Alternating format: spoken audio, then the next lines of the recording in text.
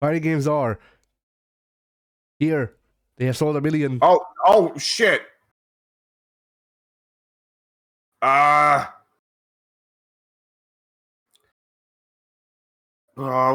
I was okay. I was caught entirely off guard there. I thought we start. I thought we were starting recording earlier. Now it started. Oh boy, this is a rollicking start to the Street Fighter 6 release week. Fighting games are. Oh boy. Yes. So there's not been a tremendous amount of news surrounding it because naturally, that what game dev wants to try and compete with the Street Fighter 6 launch, because that's going to be all that social media is talking about. You say that, but we actually got news out of Aurica and not sliced bread. Yeah, the French bread. There we go. Also, them Really? also them fighting herds revealed character 10. I didn't check it. I was going to, but like every time I save these videos to be like, hey, I'll check these out so I can talk about them on Fighting Games R, and then I forget they exist. Well, I mean, neither of us are Them's Fighting Herds players, so there's only so much we could really say. Like, yeah, it's a neat idea, stuff like that. yeah.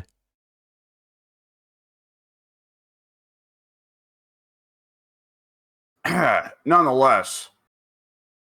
So yeah, Justin Wong didn't only get to play fight. I guess let's start with Vexel.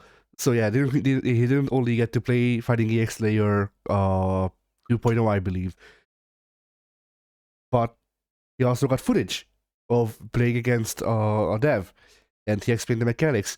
And Vexel 2.0 is very, very blatantly just a work in progress of Tekken 8. That does not shock me at all. No, it doesn't shock me either. Is that not what we've all been saying for a minute now? Yeah. Now, the best part of Vexel 2.0, by the way, is that according to Justin, the devs don't know if it's a new game or if it's just an update either. Yeah, that sounds like the Vexel devs, yes. But yeah, so far it's just Vexel with mechanics that make it a bit more like Tekken 8. Also air combos now. Like one of the new mechanics that aren't in Tekken is air-to-air combos. Right. And that's pretty much it. It's Vexel. Yeah. Vexel's fun. Yeah. Alright, Melty Blood released a whole lot of patch notes for every character. What you need to know is that Joel from Vinesauce got no buffs, no nerfs, just new audio lines. That's it. I keep hearing with that game in particular that the issue is that the defense is too strong. Is that like a real thing? As far as I'm aware, yes. Because apparently they have a mechanic that's both the third strike parry and a push block at the same time. That kind of sounds like Street Fighter 6 drive parry. I don't know, because push block puts people off of you, and you get to choose on the fly which one it is. If you're just gonna go for a parry, or if you wanna do push block out of it. Like at least that's how people made it sound like. Then I guess the follow-up question there would be, how strong are throws in Melty? I have no clue. Oh. I mean, generally anime fighters, those throws aren't too crazy. I mean, the thing here is that, like, I played Actress again, but I didn't play Type Lumina, and this is a Type Lumina specific problem, so... Yeah. Then, there was an update on Samsho's rollback netcode. They're working on it. Excellent. It would have been funny if they had said, we're not working on it. Yeah. But yeah, we have announced that we decided to, instead of working this month, start doing crack out of hookers' assholes. It's been pretty great. Yeah. Brings back the memories of like pre-Playmore SNK. Yeah. Yeah. Oh boy. Then KOF 13 global match is getting rollback, and the testing starts today.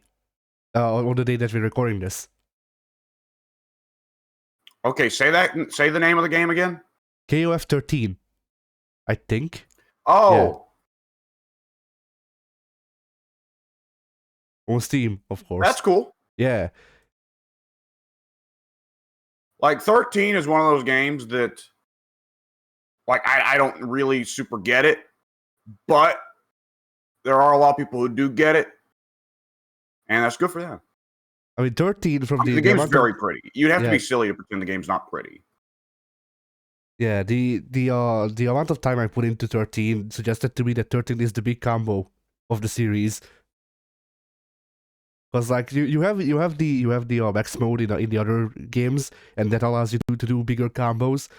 But 13 was when it was its height of like, okay, so max mode just makes it so I can do pretty much just touches of death, more or less. Amazing. Yeah. Now let's see. JoJo's Bizarre Adventure All-Star Battle R revealed their last Season Pass 1 character, which might be just the overall last Season Pass character ever. And it's Diego Brando, but an alternate version of him with the world instead of I forget his stan's name. Scary Monsters, there we go. That's the good version of Dio from the Western, right? Technically no. Technically, Scary Monsters Dio is the quote-unquote good one. Neither of them are really particularly good, but yeah. And then Diego or whatever. Well, relatively speaking. Yeah, relatively speaking, yes. Like the Dio that can turn into a dinosaur is the good one, and the one that has the world is super evil. Like yes. he's between just normal Dio and dinosaur Dio. All right. Oh yeah, then Street Fighter 6 sold 1 million. This game came out 3 days ago. Yes. What's the last fighting game that had this much hype behind it? SVC2 probably. You mean CVS2? Yeah, CVS2. I always Okay. fuck it up, but yeah.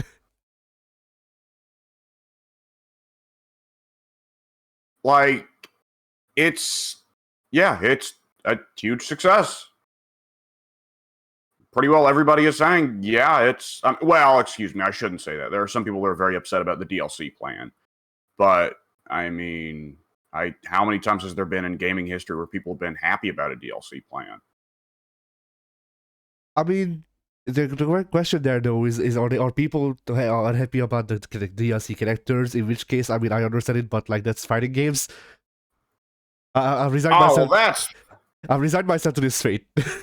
but yeah, or are they complaining about the battle ass that's apparently in the game?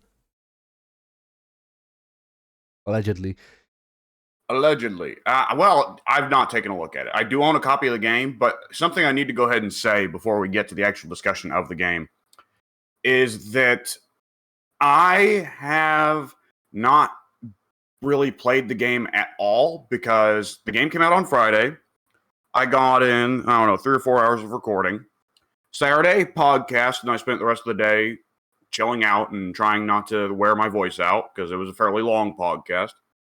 Sunday, was out doing stuff with the family, was able to get a quick half hour recorded of Zangief's combo trials, but that was it. And now here we are on Monday. So everyone else who got a copy of the game, like I've been very much on some level the Squidward meme of looking out the window and seeing Patrick and SpongeBob playing, right?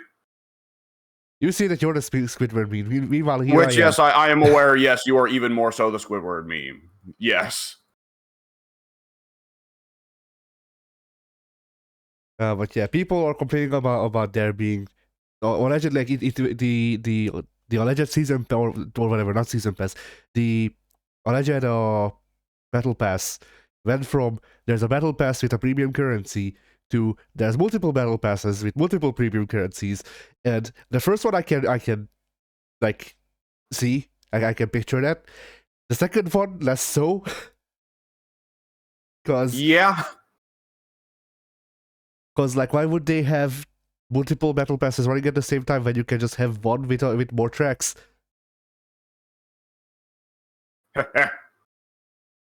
And like otherwise, the contents of the battle passes are also kind of nebulous, as far as I've seen. Because the first time that I heard about it, it was just, oh, it's customization item for your avatar.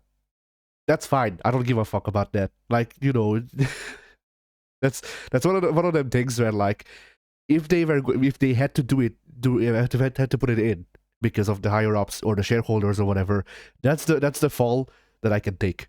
Where it's just like, okay, I get to play the game normally. It's just that I won't have a rainbow unicorn shirt. I can take that.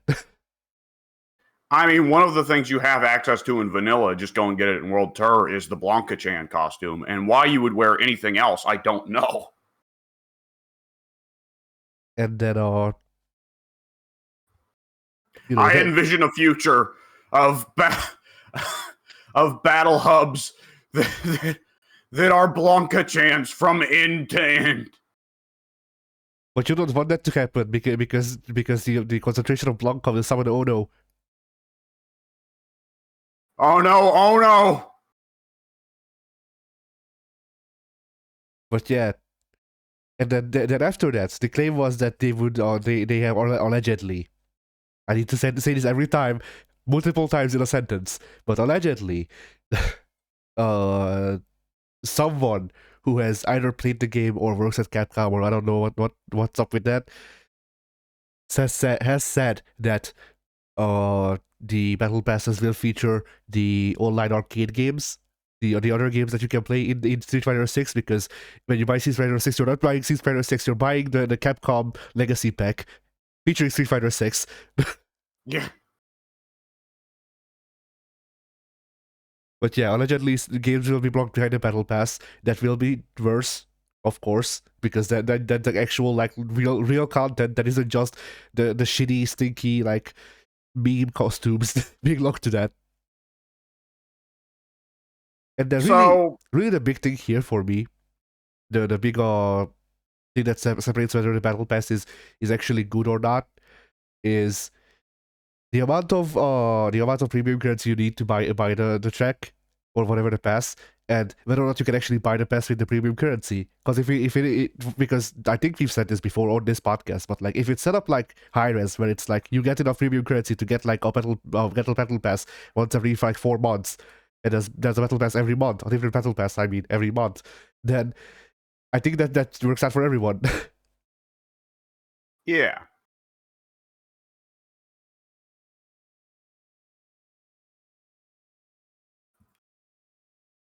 But yeah. You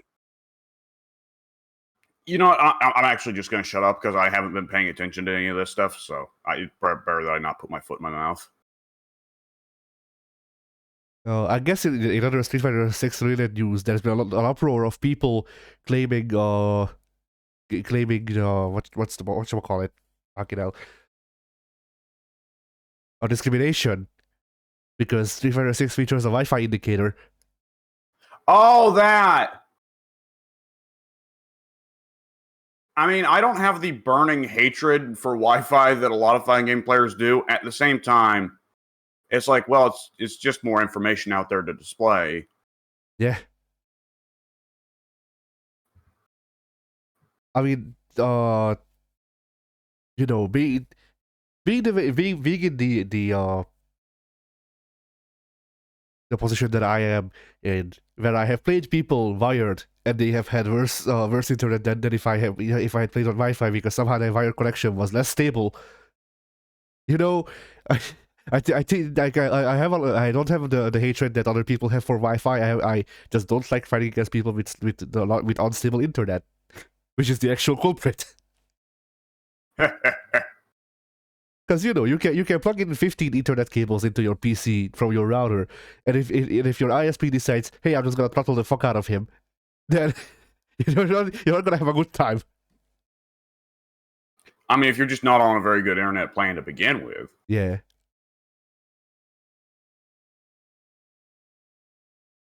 Which, of course, these things cost money, and money does not come from the ether.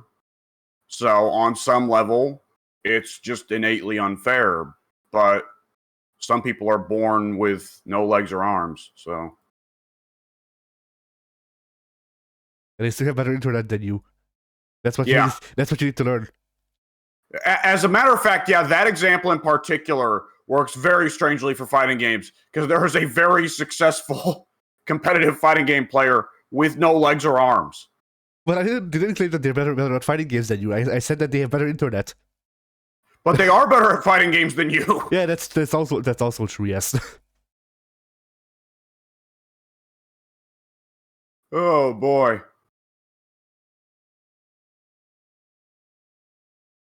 Man, So, yeah. the whole Broly Legs versus Low Tier God series is such a classic. I know everybody loves the confrontation at the tournament whole deal, but I just love like the ending there of Broly Legs saying like, "Hey man, if you want some help, I can tutor you." It's perfect. Yeah.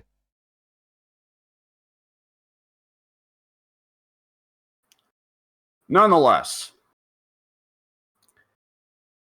yeah, it's just people have the right to choose not to play with a Wi-Fi player, or they have the right to choose to play with a Wi-Fi player. It's just how it is.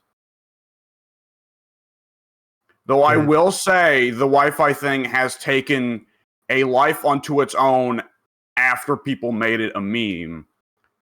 Because while I'm sure that there are a lot of people who genuinely don't want to play with Wi-Fi players simply because they don't want the potential of the bad connection and they see it being a bad connection. At the end of the day, people really enjoy having someone they can bully and belittle. Yes.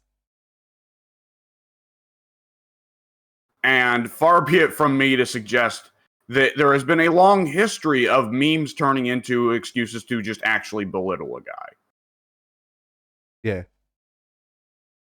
Because it feel good. It tells you that despite the fact that you have all these shitty things about you, you can still look down on those dirty, dirty, dirty Wi-Fi users. Filthy. Yeah. I mean, what do they even play when they're on Wi-Fi? Melty Blood.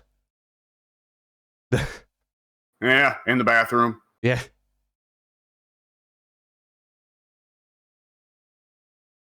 They all play Arcana Heart. Which, like, you Good lord. you wanna talk about that series that are not coming back because the publisher got too big.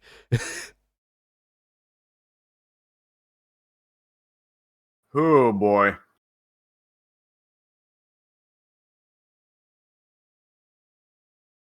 I was gonna say Arxis proved me wrong and make a new, like, commission a new Arcana Heart. Then I remembered, oh yeah, I actually don't like any of the Arcana Heart characters, so I don't care. I played it. I will never learn any of them unless I am forced to record it. I have played that game once for 15 minutes with my niece because I figured, hey, she might like it. It has girls. and no, she didn't like it. No, who wants to play a fighting game of all anime princesses? I don't know. Ask Soon. He bought me a game that's literally just that, and it's not even Arcana Heart.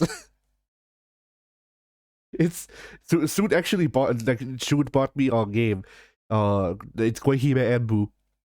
That is all just warring states. Not even warring states. It's Three Kingdoms. It's Three Kingdoms themed princesses.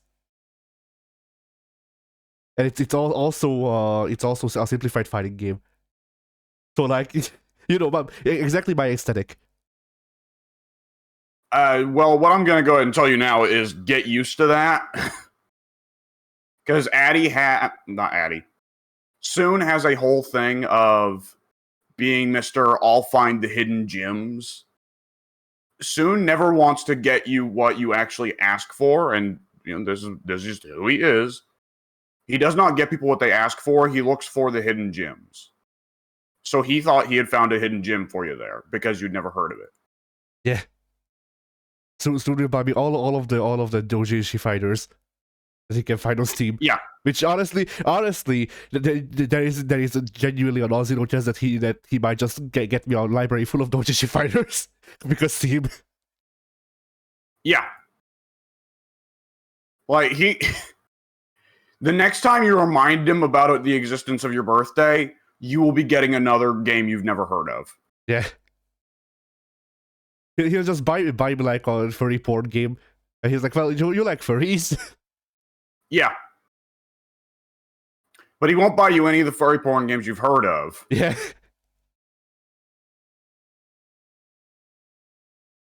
He'll buy me fucking Angels with Scaly Wings. Something like that. That's an actual game. I was about to say, that sounds like something that's real. Oh, not only is that real, I've only learned about it because it's released on PlayStation. And PlayStation actually advertised it on their YouTube channel.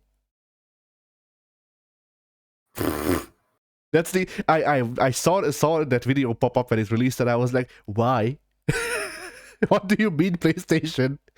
I need answers. Do you though? I mean, I wouldn't mind an actual explanation for how it got best screening, but you know, maybe there's a good reason. I mean, it's one of those things where they can go, hey, money. And I'd be like, okay, I guess. But the sort of people who would play that game, and the people who exclusively own or play on PlayStation, just don't seem to align too much to me. Yeah. Either which way, fighting games, yeah.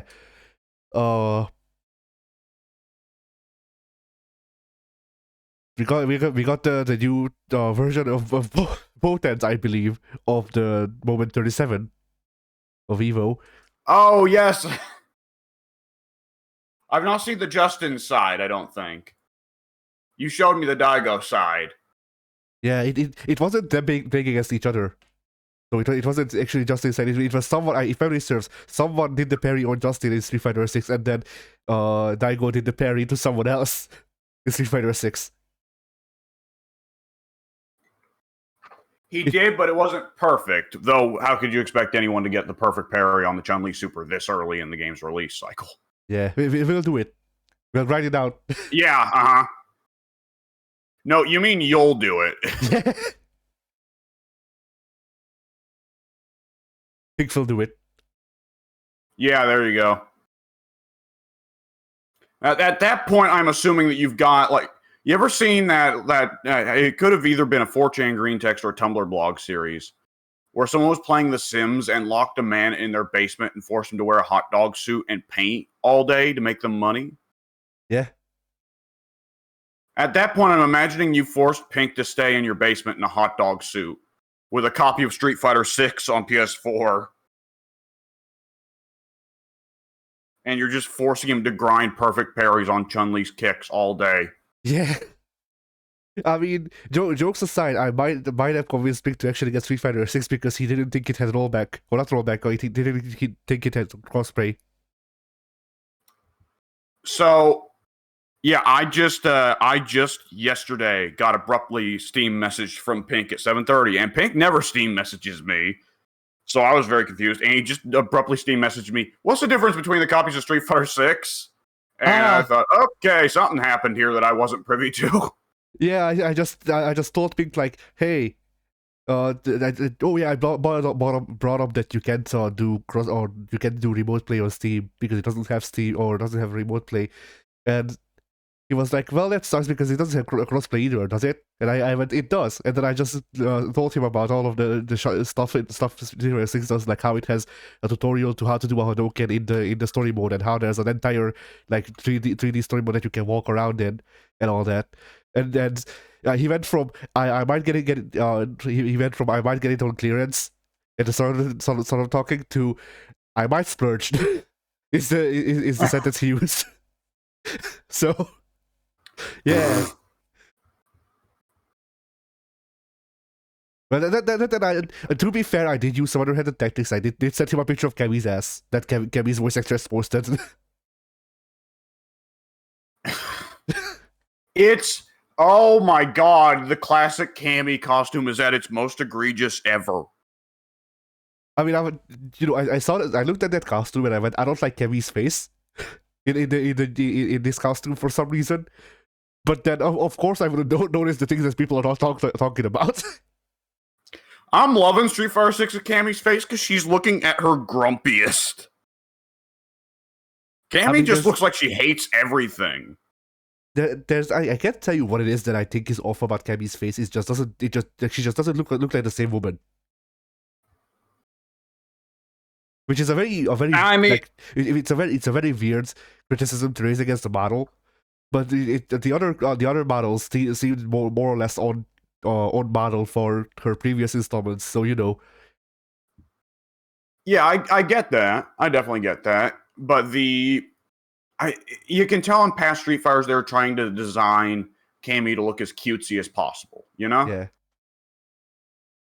That doesn't feel like that's necessarily the case anymore. She's still a very good-looking woman, but it feels like she's more designed to have a personality now rather than just be a sex object.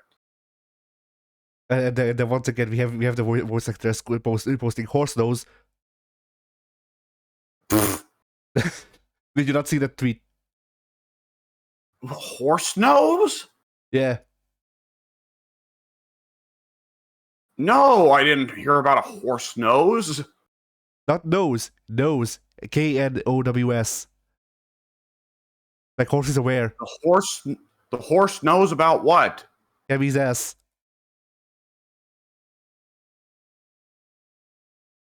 Oh, okay. I think I'm starting to get it. There's a horse in the background at one of the stages that looks at Cammy's ass? Not even that. No, she just posted a picture of Cammy showing off her ass, and then seemingly unrelated a picture of a horse, and posted this as the title for the post.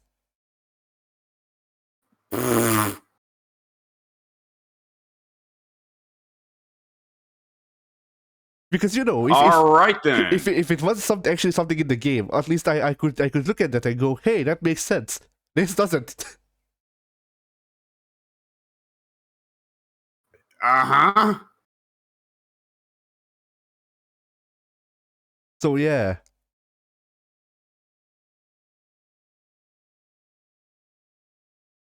Anyway, where do we go from there? Home, yeah. Yeah. I find it funny, like, simultaneously, the game does feel sexed down from 5, but also sexed up in some odd ways. I mean, look after the hardware mechanic that they introduced. I mean, so the jiggle physics, we talked about that on the Shut Your Mouth Lounge a little bit. On one hand, that's sexed up, because, well, now the female characters jiggle a lot more than they used to. So do the dudes! Like, how many times in gaming history has there been gender-equal jiggle physics? And I'm not talking about Rufus in Street Fighter 4. Yeah. I mean, I feel like DOA might have tried it at one point, but they figured, oh well, wasted processing power. Put more jiggle physics into Kasumi's boobs.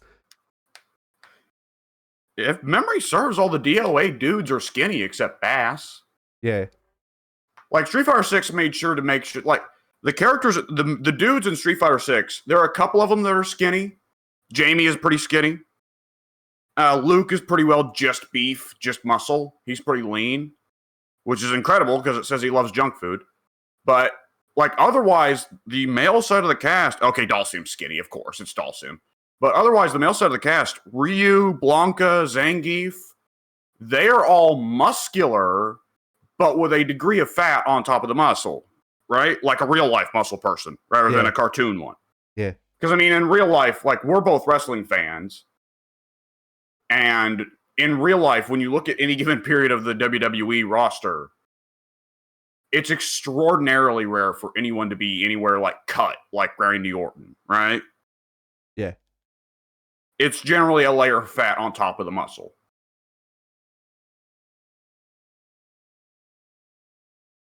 So either which way, yeah, there's that. There's also, it's so weird seeing the unlockable costume for Jury.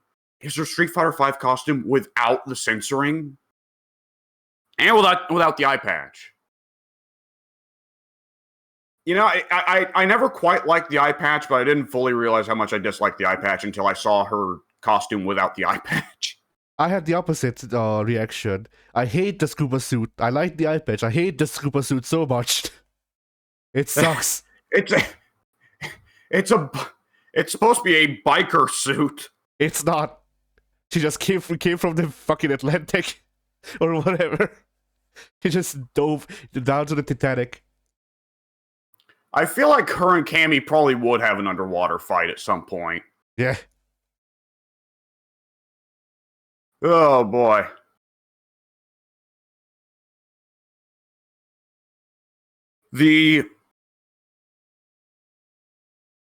What was it? I guess I had nothing else to say. Did you want to proceed with something? I don't know. I mean, if you want to talk about sex top designs in Street Fighter 6 Akuma. Yeah, that's a big one. And I don't mind it, because I'm pretty sure I said this a couple of months ago as well. But literally right now, I have a Street Fighter 4 figure of Akuma. I had modded this figure of Akuma because I didn't like his outfit in Street Fighter 4 that much. And it's more or less the Street Fighter 6 design for Akuma, just with shorter hair. So, you know, nobody else is happy. Maybe I don't know. That is factually incorrect. Everybody's happy about Akuma's new design, but so am I. Like I have not seen anyone be like, "Yo, I don't like this new design. I liked Simba better." Yeah, Simba was it was a creative idea, but it was a misstep. It made Akuma look like a joke character. Not only that, but they kept too much of his, like, if you do that, then you should actually design more of Akuma instead of just giving him a different hairdo. You know? Yeah, that was the other odd thing, that otherwise he still was the classic Akuma design, just now he's got a lion mane. Which, shout out, I've mentioned this a million times before, but shout out to the fact that Rashid doesn't have a Dragon Ball Scouter anymore. Yeah. So, again, talk about little design things that pissed me off nonetheless. Or they I forget, is Ed's new design just Stripper Bison? No, hang on. Let me see. Let me pull up Street Fighter 6 DLC, because Ed, if memory serves, actually had a good design.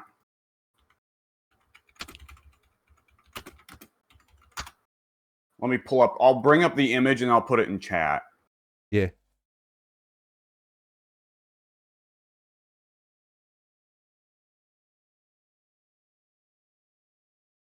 Yeah, I think these are all winners. Give me a second. I'll put it in chat. Hang on. Though Rashid looks a lot like a One Piece character to me. I don't know. Well, I just don't care about AKI. I don't care about Ekivumen. AKI was not designed for either of us. Yeah, no. Rashid, like that's always the thing when you look at fighting game rosters. There are some characters that you look at and it's just like, this character was not designed for me. Yeah. Rashid looks like his old self, but without the counter, which is fine. That design was alright. He also kind of I like the jacket with no shirt underneath, and I kind of like, even though it makes him look like fucking a member of Demolition, I like the straps on the chest. See, you think of Devolution. I think of Vaughn from Final Fantasy 12. Yeah. Or what was it? I don't remember. Alternatively, Lord Humongous from Mad Max. Yeah.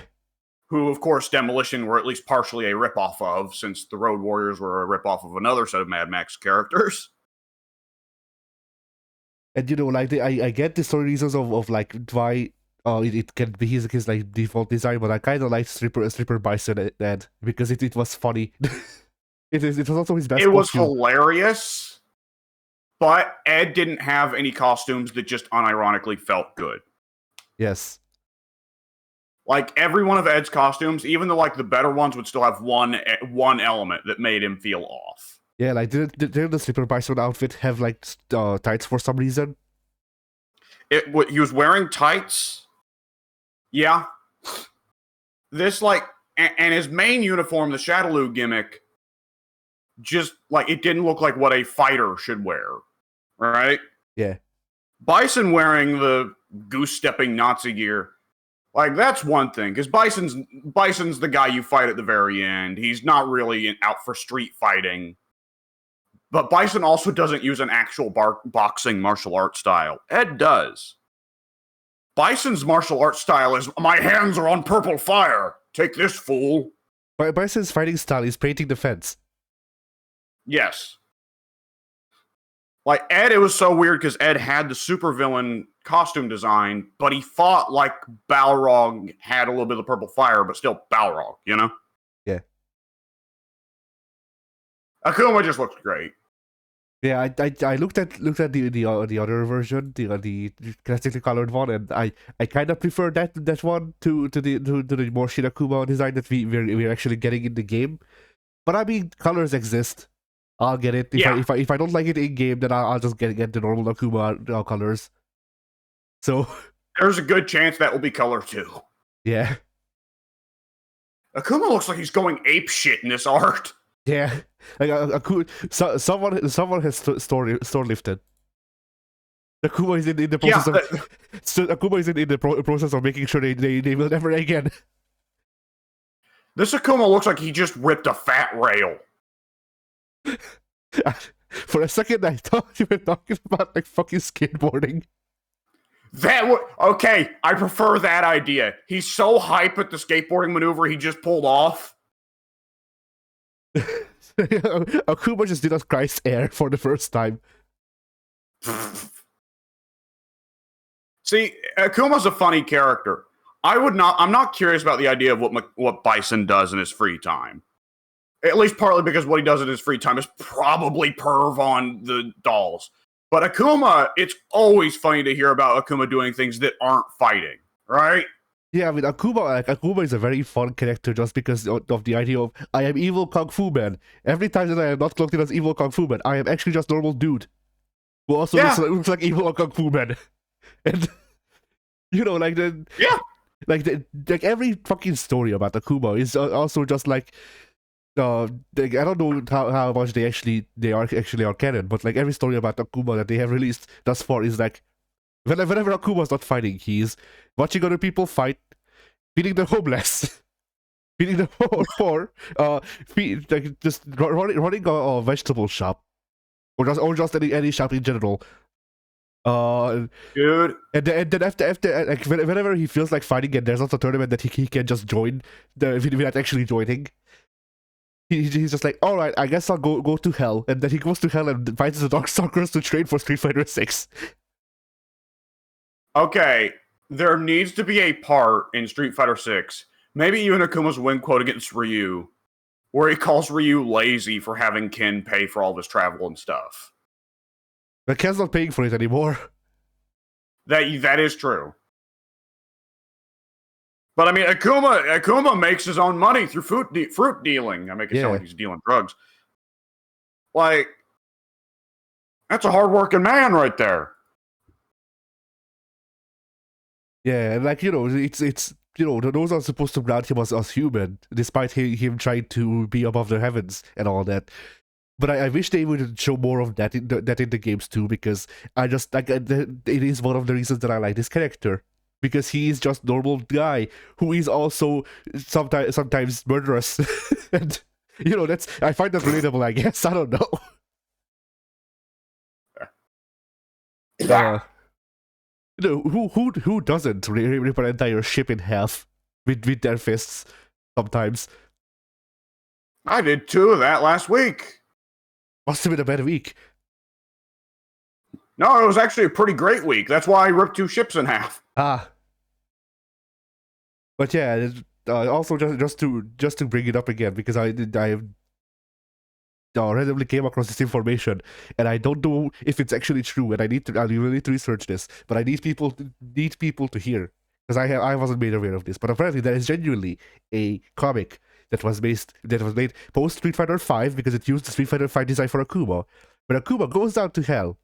He goes to Makai or whatever they call it, Darkstalkers, and he just trains there, and that's the entire comic. That Akuma is just beating demons to train. What the fuck is this man gonna It do in does Street sound Fighter like him. 6? What is this man gonna do in Street Fighter 6? I mean, considering. Okay. So if we were going fully down the route of this isn't even Marvel vs. Capcom nonsense, Darkstalkers is just straight up canon in the Street Fighter universe, which by all means would not be too crazy because, I mean, Street Fighter already coexists with what? Fatal confirmed coexists with Final Fight, Strider, Mega Saturday Man. Night Slam Masters. Do And Captain Commando and does Captain Commando also take place in the Street Fighter universe? I don't know, but Mega Man apparently does. Because Right. the Street Fighter universe will eventually become Mega Man and Strider both. Somehow. Yeah. So, I mean, the possibility of Darkstalkers existing isn't too crazy. It's just that supernatural thing that exists on the fringes. Yeah. Like, Morrigan is real in the Street Fighter universe and Darkstalkers universe both. But for the Street Fighter, she's like the fucking Mothman or something. Yeah. But you know, I just come to think of it, considering that Morrigan is actually supposed to be a friendly demon, well, that works out quite well. Yeah. But you know, like I haven't read this comic. I will need to find it if I can. It's called, I think, something like Hell Let Loose or something like that. But yeah, I need to search for this comic and read it because I need to know if Akuma trains with John Talbane, because if he does, then holy shit. Like if he trains with John Talbane and that this comic is actually canon, that has big implications. Does John Talbane go hang out in hell? My understanding is he tries to be a regular English dude as much as he can get away with it. It's not well defined, as far as I'm aware, at least finishing the games, because like his whole thing during Darkstalkers that I've seen was, I don't know if I want to be a wolf or if I want to be a human, and then they left it ambiguously at the end of Darkstalkers 3, and then Darkstalkers died. Yeah. So like, though now that 6 is such a raging success, I do see even more people going, yo, Darkstalkers 4 win. Yeah, and I mean, like, okay, imagine people would hate it initially, but I can't help but imagine a Darkstalkers 4 with a similar art style to Street Fighter 6, just because of the effects. Morrigan is still using her sprite from Darkstalkers 1. You love that sprite. Yeah. I mean, if it's not actually like her default outfit, then they definitely should make that as like an alternate outfit for her. Just her old sprites. No one else gets them. Just her. Yeah, and it makes no. Oh, I'm imagining it barely works too. I mean, they're just shitty like upskilled. Her hitboxes are just fucked. Yeah, because you see the even the sprite outfit uses her normal hitboxes to keep it somewhat competitively viable. But because of this, whenever she does anything that she used to do slightly differently, it will not make sense. Also, the sprites are just shittily upscaled to 4K. Like someone just took a picture of the sprite and then made it a 4K picture and then traced over it. So you remember in Street Fighter V, you remember the Pyron costume for Gil? Yes. Like, I'm imagining a similar situation of just instant ban, right? Yeah. Like, good lord, what is going on here? I can't tell where my opponent, like, these buttons, what the fuck? I mean, that outfit would also be like doubly funny if they give Morrigan new moves, but they don't do the sprite work for it. Yeah. Like, the sprite does nothing. You still get hit, but the sprite is just idling. Yes. She turns into Kung Fu Man from Mugen. Sprite not found. Go to default. Yeah.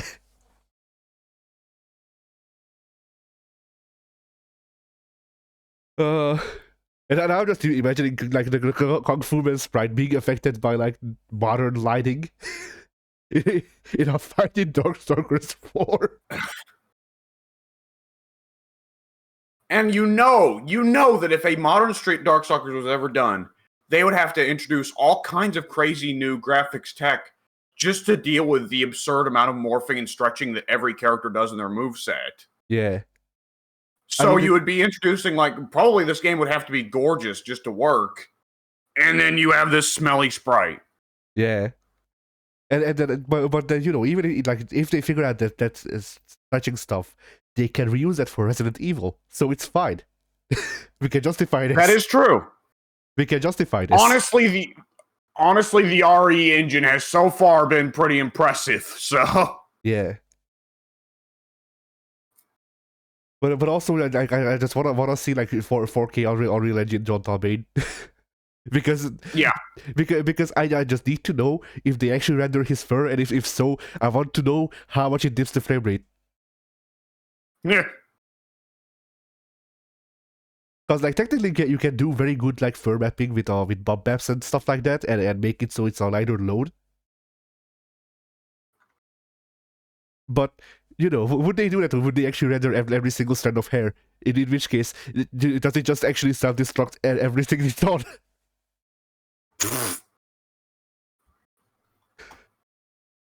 Your console commits seppuku. Yeah. The last thing you hear from your consoles are loud ahoo. John Talmain has hit his 8-way shoulder check on your console and its internals. Oh God.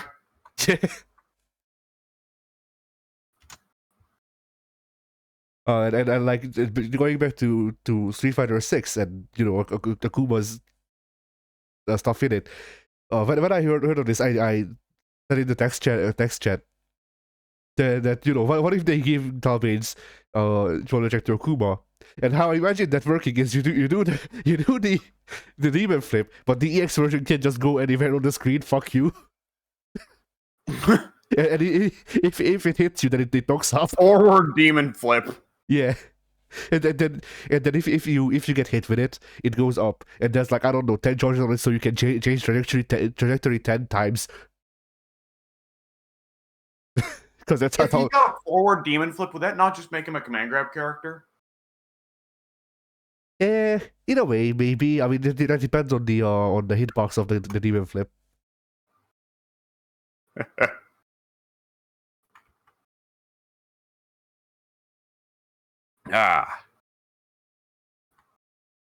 Well, we're gonna have a lot of time to speculate on it. Yeah. Oh boy. I mean, look at it this way though. At least you're not an Ed player. Yeah. I mean, it's still unclear. People still argue about whether Ed or Akuma will come out later. And like, I don't know. Yeah, it's not super clear. For now, I'm going to take it just at face value and assume that it means, you know, Akuma will come in like March or May, and Ed will come out somewhere in the space of like December, presumably. Yeah.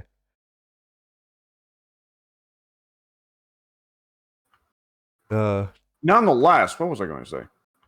It's interesting, though, just because I feel like what it's going to end up feeling like is we're going to all be very used to the vanilla roster by the time that any of these characters have really hit, you know? Yeah. Which is strange, because we're nowadays so used to a lot of the games just going for rapid-fire DLC cycles that it's a little bit strange to have that where, I don't know, what's the slowest DLC cycle in a game? Okay, no way, there is a definitely much slower DLC character release cycle than Street Fighters. Skullgirls. So that is a very unfair example, because that game was supposed to be done when they released the first, you know, round of DLC characters 10 fucking years ago. Yeah. And then Mike Z went and did what he did, and they were like, you know what? Screw it. Let's just go back and do more Skullgirls. Why the hell not? I think technically, I think the Rumblefish 2 had a longer DLC cycle. I think it was like 20 years because the game came out in the 90s or something like that normally, and then in like last year or so they Well, released a new version and that has DLC characters. okay, the longest one, Street Fighter 2. Yes. 30 years after release, they add Evil Ryu and Violent Ken. Yes. True. Street Fighter 2 reigns supreme. Yeah. It cannot be stopped. That must have been a funny one to work on, too, because if you're working on that, you know that people aren't going to stop playing Turbo to pick this up. Yeah.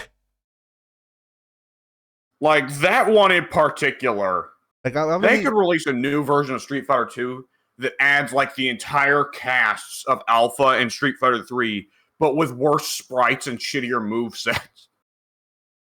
People would not move on from Turbo. Not even that. They just take the source code for Turbo, and then you just backport every character that they've made since, all of them.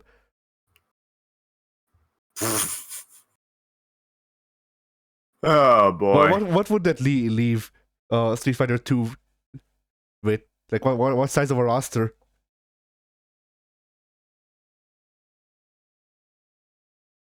Okay, you're gonna have to repeat that for me then.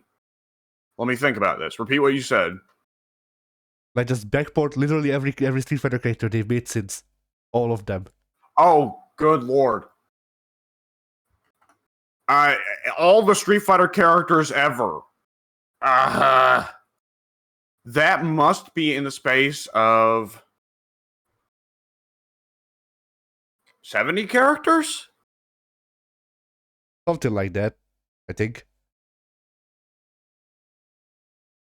Because there's probably... Well, let's... Would you say there's probably... How many characters does Street Fighter 3 have by the end? Was it near about 20 characters? I don't think so, but I can check the character select. Because I would generally say that there's an average of 10 newcomers per game, except for Street Fighter 3. As the character select. Okay, well, I can count there. But, okay, Street Fighter 4 Vanilla came with, what, 4 newcomers? Maybe it was 6. Viper, Fuerte, Rufus, Abel. No, I think those were the only newcomers they came with at launch. Then Super added Jury and Hakan. Arcade Edition had the newcomer of Oni. Oh, you were close. Actually, it has 19 characters overall. Third Strike does.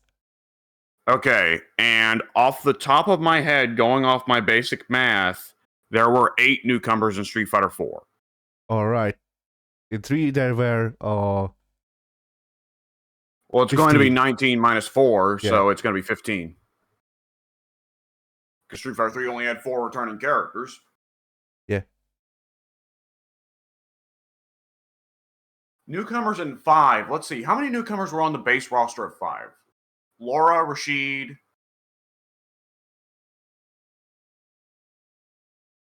I wouldn't know because I only got it with like Arcade Edition, technically. Nikali. Yeah. Yeah, if we just shoot for an average of 10 newcomers per game. No, let's shoot for an average of 12 newcomers per game. That sounds a bit more balanced. If we shoot for an average of 12 newcomers per game, and there have been 7 games, that would be 7 times 12. 7 times 12 is going to be 84. All right. That would probably be about 84 characters on your Mugen roster. Plus the basic ST characters.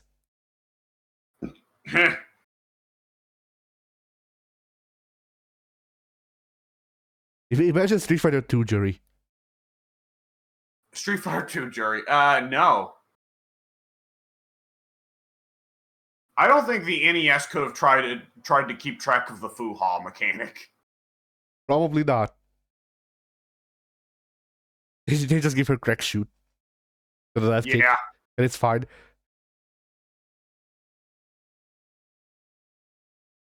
I mean, okay. The dumbest modern Street Fighter character to imagine on the NES would be JP. Yes. But that's the thing though, like the Street Fighter 2 wasn't on the NES, technically. Technically it was, because of... Excuse me. Yeah. Because technically it was, but that was also bootlegs. Yeah.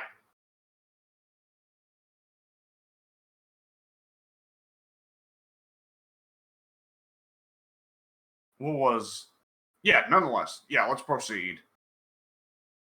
Alright. So, I've been trying to avoid some degree of World Tour spoilers, but there's been some goofy stuff coming out of World Tour. The only thing I've seen, I've also been avoiding spoilers, but I did see Retsu.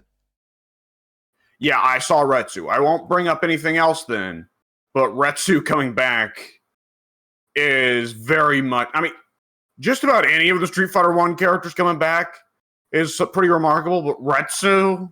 I hope that Eagle's not in, because that means that Eagle could be DLC. Oh, that'd be awesome. Yeah. I feel like now would be a good time to bring Eagle in. Yeah. Like, especially if they double down and confirm he is gay, right? Yeah. I mean, there's an announcement this month. It's fine, Capcom. Yeah. Him. But okay, imagine they release like a gentleman's pack, and it's Eagle and Dudley. The British pack. Yeah. It's censored. When you buy the pack, the main menu theme is inexplicably replaced with Hail Britannia. I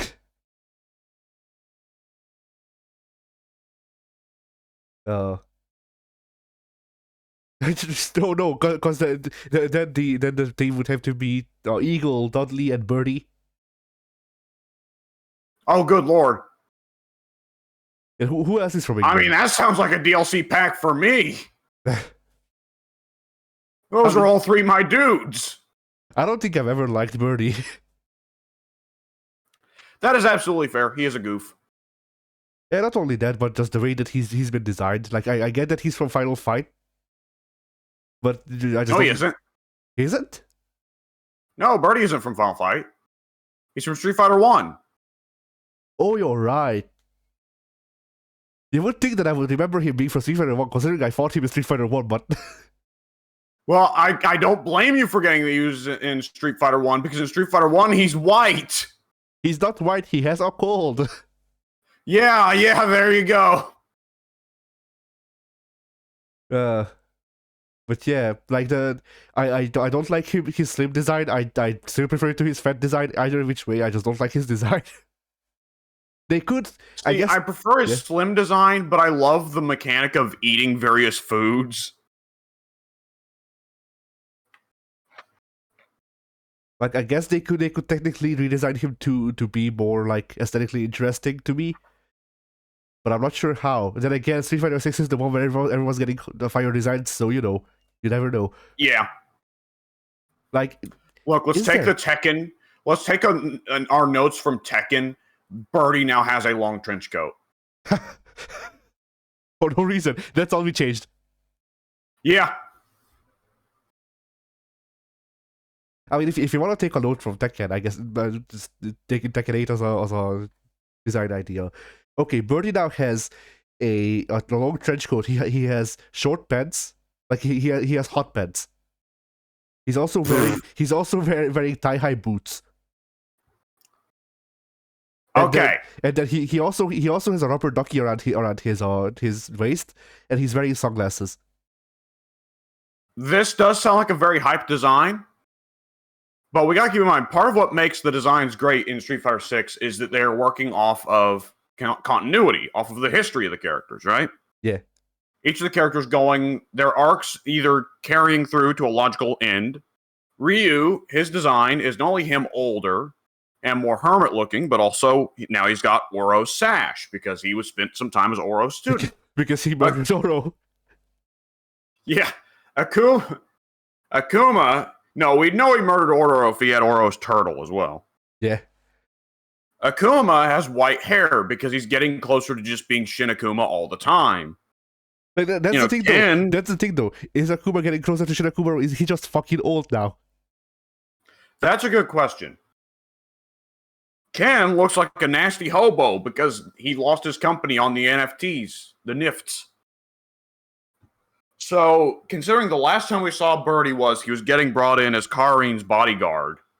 What if we get Slim Birdie wearing an extraordinarily nice suit and he's trying to be all refined? And it's barely working, but he's trying. I mean, if they do that, I would want him to be joined by his coworker Stardom. And he also has a nice tailor suit, but he still has the fucking samurai helmet on. And he has a suit over the armor. Yes. It is very visibly ripped and torn in several places. Yes. Also, Karin finally asked him to change his damn name. He kind of asked him to use his last name instead. I mean, underneath, because Sodom is Sodom, he went for the samurai armor and he went for what he thought was a cool name of Sodom because he's a weeb. But underneath that his name is Joe McGill. Yeah.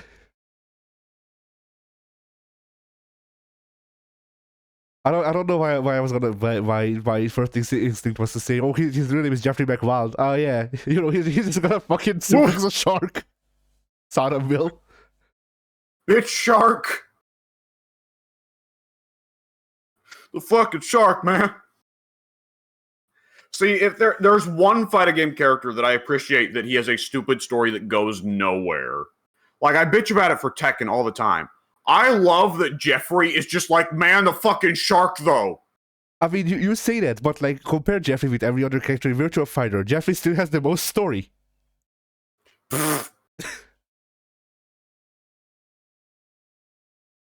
Like, what's the story for Go? Dude, the only thing I know about Virtua Fighter's story is that Jeffrey hates the shark. I know, because that's actually the only bit of lore that exists. Good lord. Okay, what if you get to the end of Ed Boon's Virtua Fighter 6 and the final boss is the shark? It does the Silent Hill 2 joke ending where you get to the control room and it's the shark at the control panel. And the voice actor says in badly done Japanese, "It was all you. You were all behind it all." And Round 1, fight. No, it is. You don't get a fight. You don't get a proper like non-intro. You just get a new objective on the top right, and it just suplex shark. Dude, I was just thinking I want to see Wolf Hawkfield fight the shark just because of the wrestle moves. Yeah. I mean, it also depends. Is it actually just a shark, or is it like a guy in a shark costume where it has like heads and feet? No, it's funnier for it to be a shark standing up on its tail fin and just bouncing around for its walk animation. And here's the thing, though. Sega has actually made that a character in one of their previous fighting games. They could just copy its moveset. Because there was a salmon. Fighters Megamix? Yes. Yep, I knew it was Fighters Megamix. Anytime you got a stupid fighting game character that is just like a car or a fish or one of Sonic's weirdo friends, it's got to be Fighters Megamix. Okay, hang on. It just occurred to me. You beat World Tour. Or a random stranger attacks Bison and kills him. It's the Daytona USA car. Dude, did you see the when you go for the parry the basketball mini game? Did you see that it starts with a matchup screen of your character versus a actual basketball? No, but that's great. And you can do the faces. Nice. And it's just a basketball. A close-up of a basketball. And it's titled Basketball. Nice. But okay, so does this mean Does this mean that they brought back the Sean basketball mini game? And if so, what is its purpose? Because parrying is easier than ever unless you want a perfect parry. Is it just a perfect parry training ground? I have not played it yet. The only minigame I have seen so far is they brought back the old Street Fighter 2 Break the Boards minigame. That's Street Fighter 1. Oh, well, they brought back the old Street Fighter 1 Break the Boards minigame. Yeah, they also brought back the Street Fighter 3 car, specifically the Street Fighter 3 SUV. And yeah, there's multiple levels to it, isn't there? Yeah, and like, because I feel like there's also Break the Semi Truck from Street Fighter 3 is also back. That's what I'm talking about. Oh, isn't it multiple levels? It goes from SUV to semi truck. It might.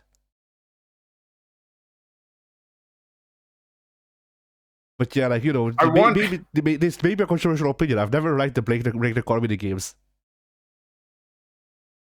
Like, I just don't like the break the blank objects mini games in these games. In Street Fighter 5, whenever I did an arcade, I just set it to not play the mini games because I don't want to practice like fucking high pokes. I know about them. It's fine. I appreciate them as breathers,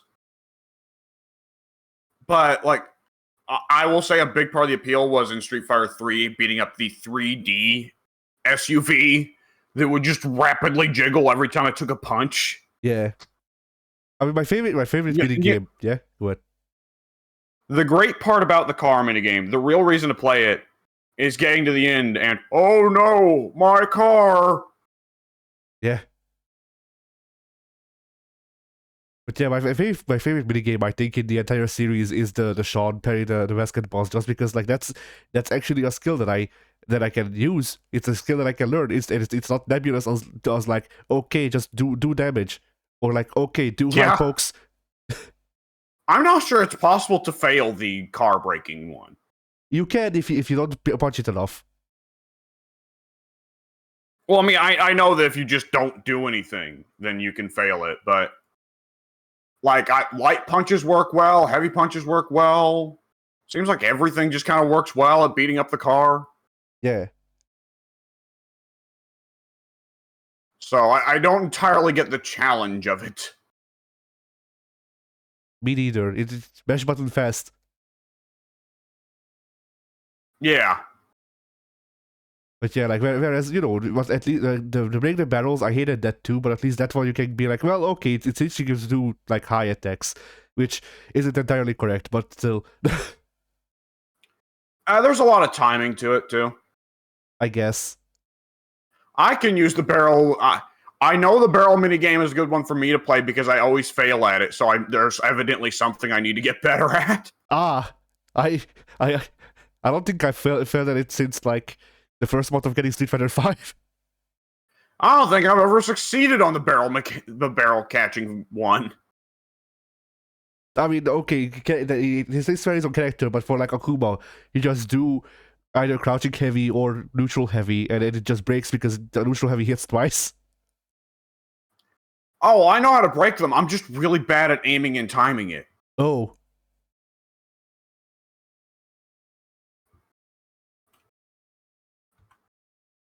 Nonetheless. But yeah. Another minigame that we both know about is the pizza minigame. Because, yes. as Ryu says, pizza pasta, put it in a box. But okay. Wait a second. No, I actually don't know what the pizza minigame is. What are you talking about?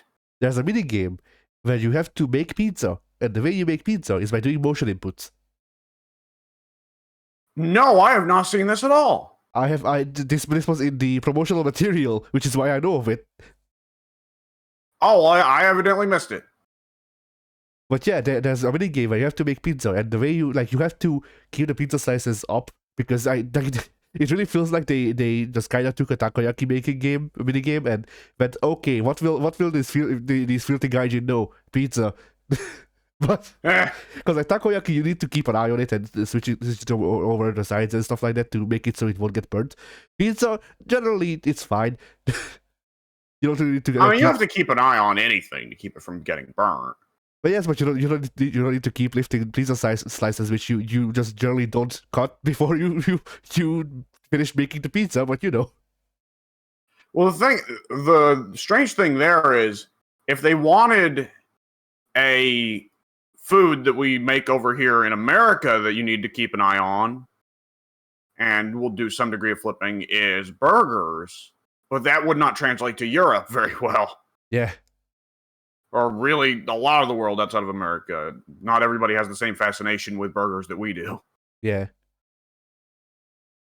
And so yeah, they have a pizza mini game where you have to keep like moving the pizza slices so they won't get burnt. I guess I don't know because like they showed footage of it and they explained some parts of it, but every time that they showed footage, it was like 3 seconds. So, but yeah, so what it does is it pops up like, okay, do down forward punch, and that will lift the pizza up so it won't get burnt, and then you input it, and then it will get lifted up, and you do the thing. And it's in there to make it so people on playing on modern controls and stuff like that can learn how to do motion inputs. And I told this to Pink, and he actually really liked this idea. Okay, but like, okay, imagine the like 720s. Oh, that.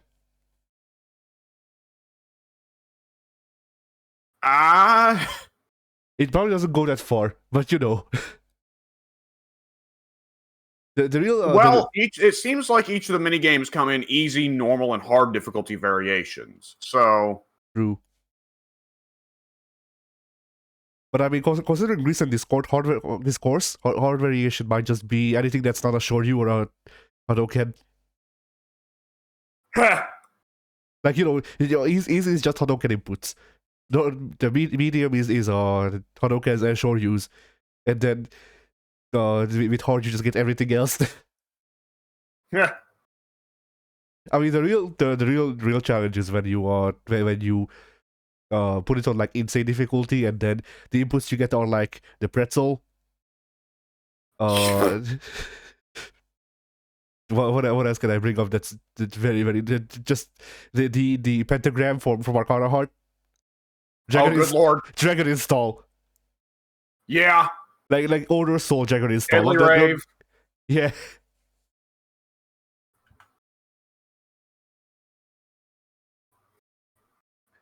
Oh no! Did you see the? There. Someone said on Twitter, the great thing about DJ's new super is that there will be a white guy that messes it up in tournament and eats shit for it and loses the match. And lo and behold, within the first couple days after release, there was a white guy who played DJ, fucked it up, and fucked up the Deadly Rave super. And it was against a Zangief. So the Geef immediately, as soon as he missed the Deadly Rave, as soon as he missed a single beat, he ate a 720. Nice.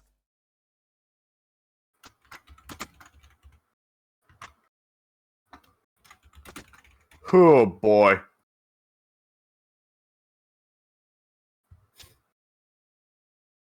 Either which way, it's been funny to observe one thing in particular, is that for the past, during the open beta, the talk was Kimberly, not real character, bullshit character. I don't want to play against Kimberly. Right? She was the one who got the majority of the salt. Yeah, now it's Manon. Manon is getting a lot of salt. Marissa's getting a lot of salt. Geef's been getting a lot of salt. JP has been getting a lot of salt. Dulcim, people have been astounded by the shit Dulcim is pulling off. And so what I'm observing here is, it sounds like this game's balanced then. I mean, look, we all know that the only honest character is Street Fighter 6's Adon. Oh my god. I mean, come to think of it, you say that. We are now in a position where Ryu has solid enough zoning tools that he is a character that people will say is not honest. Yes. Ken, he's not honest because Dragon Lash, that's a skip zoning tool. That's a skip neutral button.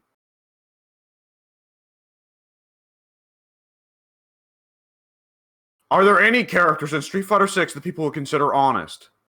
No. Like, I'm trying to think here. Maybe Chun. Maybe Chun. Oh my god, there was a clip that was going around. This, when the zoner gets zoned was the name of it, and it was just JP bullying the shit out of poor Guile. Like, he'd get a Sonic Boom in every now and then, but it was just Guile getting this Guile player getting locked down in the corner, and he doesn't know what to do because he's a Guile player. They're not trained to figure out how to get in on other zoners. Yeah. So he's just kind of like trying to get in, but every time he gets stuffed by a little sky spike. And this, kids, is why I learned how to play Rushdown. Can't look me out if I know how to zone and Rushdown at the same time. Oh boy. Yeah. That is an interesting question, though, because I can think of, like, with Zangief, my answer in some of those situations is just going to be, okay, is he just on autopilot for zoning? All right, bear grab. I mean, with that too, like, I looked at JP. I might still need to give JP a look once I get the game. But I don't know, because, like, you know, I don't play strict zoners. I have never played strict zoners. I have always played the characters that I still play, just played them more zoning. Like, I used more Hadokens with Akuma and shit like that. Because Akuma is a really good zoner when you try to get him to be a real good zoner. Wouldn't you know? But yeah. What I hear is that JP is comfortable at close range and he's comfortable at long range, but JP does not like the mid range. So he's good at close range. He's got really solid normals and he's got the teleport mix-ups. But mid range, they are too far for you to do much of the mix-up bullshit on them, but they're also too close for you to comfortably just try and zone them away. Yeah. I mean that means that I might still be able to play him something like Venom from Guilty Gear. That could be good. And similarly, like Judy. Judy still has the moves that I want out of Judy, so I can just ignore her mechanics and play Judy. Yeah. Probably.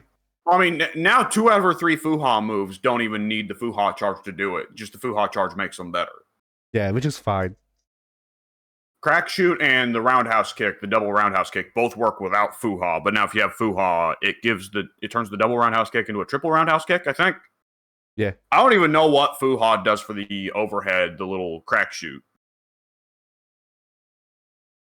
I don't know either because I don't think I've seen it on video. But yeah, like because you know, like Fuha seems to be like heavily tied to zoning with Juri, and I never zoned with Juri because her zoning has always been subpar. So let's see if I can. It was pretty good, I guess, but she always has had more interesting tools than just Fireball. You know, Fireball being the only move where like she doesn't like where she turns into a Fatal Fury character, not even a Fatal Fury, an auto fighting character. It's fine. Yeah. I mean, part of the thing with Juri that I found just playing her a little bit online during the open beta was that a lot of times, even if you don't have Fuha charge and you want to throw a projectile out there, the fact that she gets a projectile no matter what if she EXs the projectile move, regardless of her Fuha charge, is really nice. Yeah.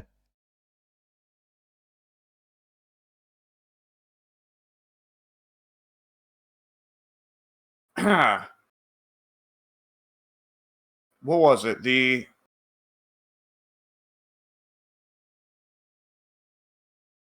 I guess, was there any other big news topics you want to hit regarding Street Fighter 6? As I haven't put such a amount of time that I could really speak about it at length. Well, I haven't heard a lot of news. It's mostly just been, you know, the stuff that we talked about, season pass stuff, things like that, and then just people complaining about how many people are horny about Juri. So, which, like, you know, on one hand, I can sympathize because you know, yes, I can sympathize. At the same time, finally these people get to see what it's like. Well, this has always been the case with Juri. Yes. They've been horny about her for Super Street Fighter 4 came out in 2010. People been horny for Juri for 13 years. This is not new. But now it's explicit and Capcom endorses it or something. I don't know.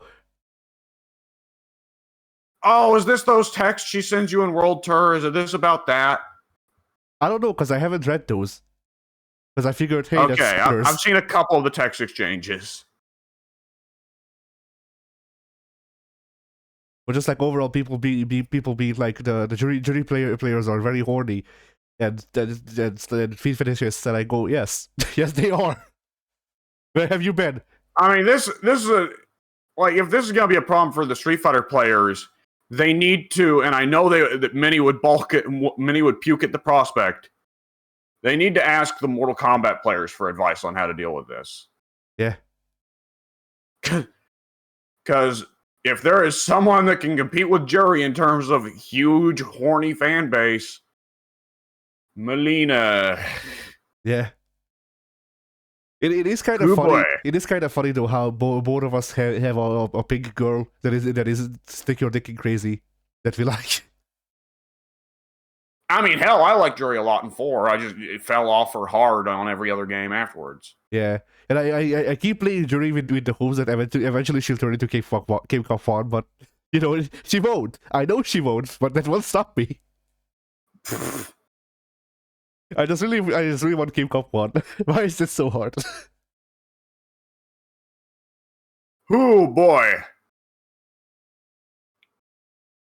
But yeah, okay. Speaking of the over-sexualization, I guess this is a topic that people I'm literally seeing or looking at people bringing it up, of the over-sexualization of characters in Street Fighter 6 compared to 4 and previous Street Fighters. Really?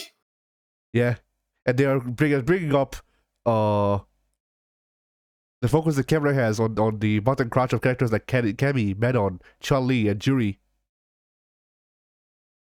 This feels like an inverse version of what was one of the many things that was stupid about the boner culture thing with Mortal Kombat 11. Where the boner culture thing with Mortal Kombat 11 just very suddenly hit when Mortal Kombat 11 released. And I was suddenly rage about they've taken away our horniness. Sonya isn't hot anymore. Melina is gone. Yada, yada, yada. And I was like, did you guys play Mortal Kombat X? Because none of the chicks in Mortal Kombat X are like dressed anything like what you guys are remembering. Because you just go from look at Sonya in Mortal Kombat 9, look at Sonya in Mortal Kombat X. But also, not just that stupid comparison, also Sonya's design in Mortal Kombat 11 is the exact same as her design in Mortal Kombat X, except that they changed her face to resemble Ronda Rousey. I guess that made her less hot. Well, yes, but nonetheless, like Mortal Kombat, it was very stupid for people to suddenly say, like, shit themselves, Mortal Kombat 11 has destroyed Mortal Kombat horniness. Like, Mortal Kombat X was way less horny than any of the Mortal Kombats that came before, at least since 3. 3 wasn't, 2 and 3 weren't terribly horny. Well, I mean, it wasn't deliberately horny. But nonetheless, it's the same thing here of like, okay, does Street Fighter 6 have some sexualized characters? Oh yeah, certainly. Juri is at her maximum Juri in this game. Yeah, like I mean, obviously, of course, we've all seen the character select pose where she's staring at her foot. And it's like, good lord, okay, they knew what they were doing with that one. But like, did anyone that is making this complaint, did any of them ever play a match with Laura in Street Fighter 5? Good question. I mean, you know, you saying the Juri isn't her maximum Juri made me think that like, okay, imagine if they gave Juri the Halvin pose. You know the one. Do I? Was it? Was it that hell? Or was it Blueberry? It might have been Blueberry. No, you're gonna have to remind me. I don't remember either of them having a super egregious win pose. I mean, Angel, there's a lot that's egregious about Angel, but one of them has a win pose where they turn their back to the camera and take off their shirt. That's the That big is post. neither Angel nor Blue Mary. You've got that all mixed up. That is Eno. All right, that Yeah. makes sense. Not only have you got the wrong character, you've got the wrong game franchise. Technically, not really, because when I think of any of those three characters, I think of KOF. So Why would you think of Eno for KOF? wait, oh shit, you're right. Never mind. Yeah, I'm talking Guilty Gear Eno. Yeah. Guitar. There you go. Yeah, she back in X2 had the win pose where she'd rip her top off while turning away from the camera.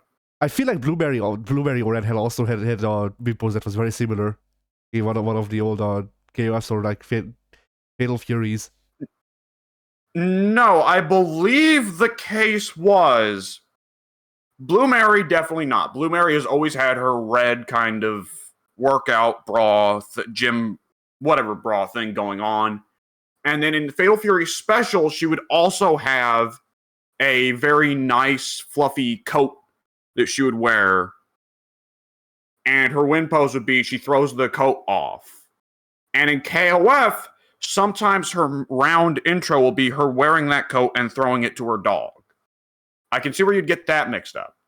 Angel, I believe with Angel, what you were getting mixed up is that she wears a leather jacket, a very cropped leather jacket that exposes her midriff.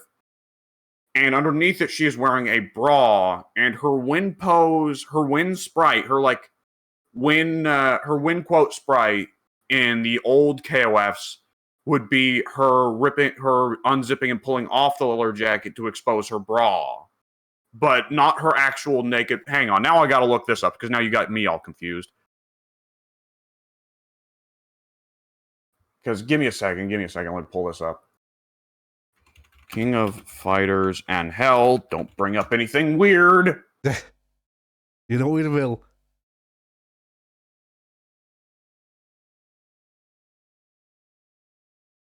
Okay, yeah, that's what it is. Okay, so we're both wrong, and we're also both right. So Angel in the modern current games, in the games where she has a 3D model, is wearing a leather jacket over a bra, and it's already zipped down to expose the bra underneath. Yeah. And what she does is she will then, I guess in her win pose, it looks like, she then pulls the jacket off a little bit to expose the bra a bit more. In old KOF 2002, what it would be was, the implication was she was wearing nothing under the jacket, but the jacket was fully zipped up.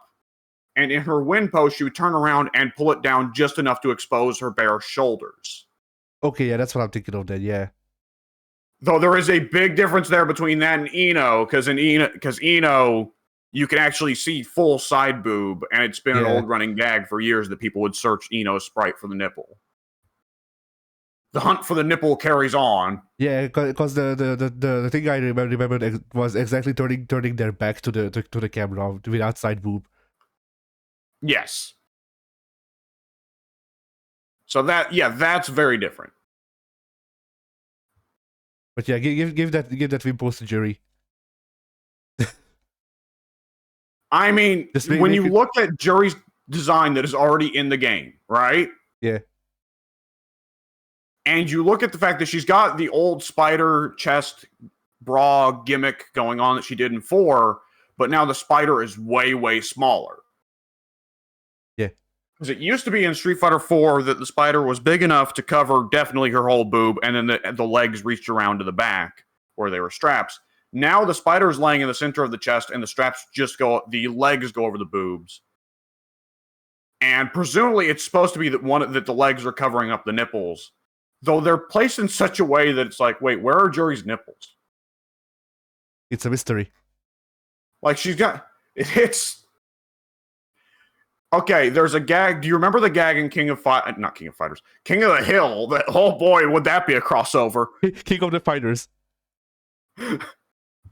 Okay, on one hand, yes, it would be funny to imagine Hank Hill's a fighting game character. However, I'm imagining a much funnier scenario where it's Kyo and Benimaru and Goro Daimon and whoever else was on their team. I guess probably Iori. They're all holding the beers in the back behind the house, right? Yeah, not even behind the house. Like they're holding the beer in front of the SNK Playmore building. Just going, yep, Shingo is Bobby. yeah. Uh, But nonetheless, I'm remembering a gag from King of the Hill, where at one point Cotton, being Cotton, is telling Hank with pride about his stepmom's new boob job. And he says, "We got a discount because we're both lefties." And I'm just like imagining, like, okay, so Jury is her righty a lefty and her lefty a righty? yes, Are Jury's nipples looking at each other? yes.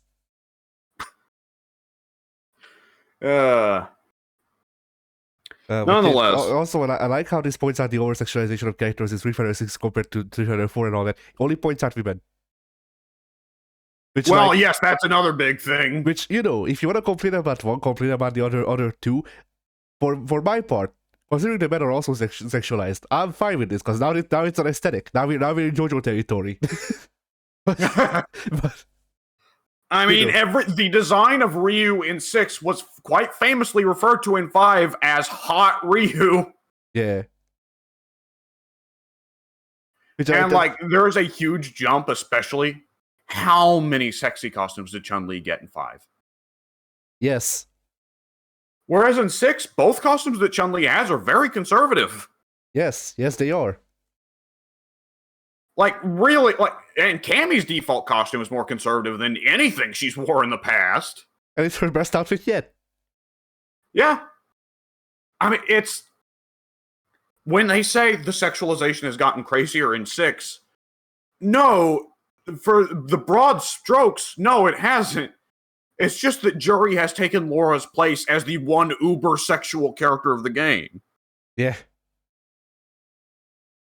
I mean, look at any of the newcomers. Kimberly isn't sexualized. No. Lily isn't sexualized, thank God. That'd be horrifying. Yeah. Marissa, I mean, if you're into it, then by all means, but that's just actual MMA fighter gear. I mean, you're talking about her hair.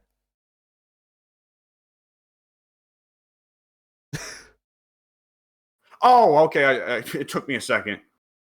It's like, who's sexualizing Marissa's hair? Oh, I love those Spartan helmets. They really get me going. Yeah. We all know that JP is the sexiest newcomer. Oh, do you see somebody's already modded the game? I think this was a mod that I saw. Somebody's already modded the game to replace Marissa's little Spartan helmet that she puts in her entrance pose. They've already modded the game to replace it with Magneto's helmet. Nice. Speaking of Magneto, this is not related to fighting games. I just wanted to bring it up because it reminded me. I in the store. Oh, Lord knows when you talk about Magneto, there is a good chance you're talking about fighting games. Yeah. Where are your curly mustache at? There was I saw like this like bogus magazine at the store. This bogus like psychoanalyzing magazine or something like that, and on the cover was Lego Magneto for no reason. History's greatest psychopaths. And it's just not regular actual comic book Magneto. No, Lego Magneto. Yeah. But yeah, fighting games. Yeah, like, you know, once again, I suppose for the topic of over sexualization of characters, I feel like we might want to bring up that you're straight, I'm gay lady gay anyways, so like I'm technically out of I don't have a dog in this race or whatever the fuck you have in this race, but yeah. Where I put my dog is my business. Yeah. But yeah, I mean, I'll say I'm not like. Yeah. What? As put your dick in crazy goes, Melina, I find more fascinating than Jury, personally. I mean, I'm gonna be real with you. I like Jury because I think her clothing is really nice looking, and that's it. She does have a very good fashion sense. Yes. Yes, and that's the reason that I started playing Jury, and that's the reason I'll keep playing Jury because I think she has drip, and that's it. That's all I need. I mean, everybody in 6 does. I don't agree. What? That's the thing. Like Chun-Li's outfit isn't street enough. That's it. I mean, that's China. She's always wearing Chinese Yeah. formal wear. Yeah, like it fits the character. I'm not actually complaining about the outfit. I just don't personally think it's interesting or like it particularly. But it fits the character. It's good. Ryu similarly, Yeah. like people like Ryu's new design. I like Ryu's new design better than his old design. But at the same time, I still don't really care about Ryu. But that's just Ryu. When are they gonna bring back the hip hop Ryu alternate costume? Yeah, Huh? the B-boy. When are they bringing? Oh, I wasn't even talking about B-boy. I was talking about his old Street Fighter 4 alt, but B-boy is even funnier. Yes. Yeah. When are they bringing back the Angry Joe outfit for Ken?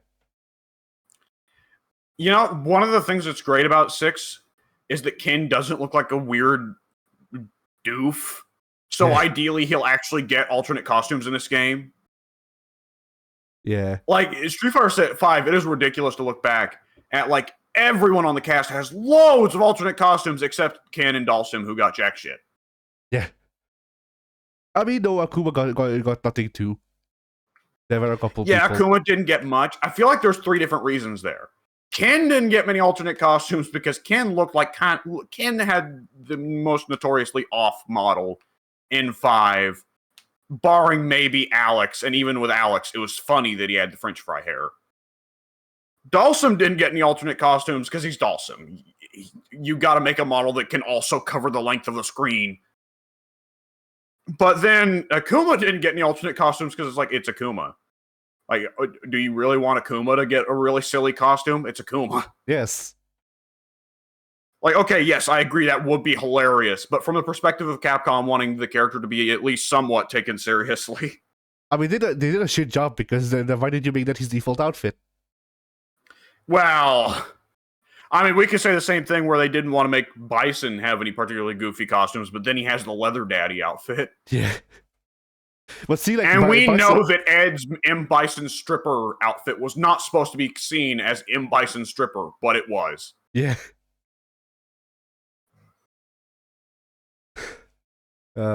Did Cammy get an M. Bison alternate in 5? Maybe? I don't remember. The outfit I used on Cammy, the one outfit in Street Fighter 5 I remember on Cammy is the Christmas outfit because it gives her a skirt which covers up her ass. And that's the reason I used it. She also has the military uniform, which still she only wears down to her hips, but that's Cammy for you.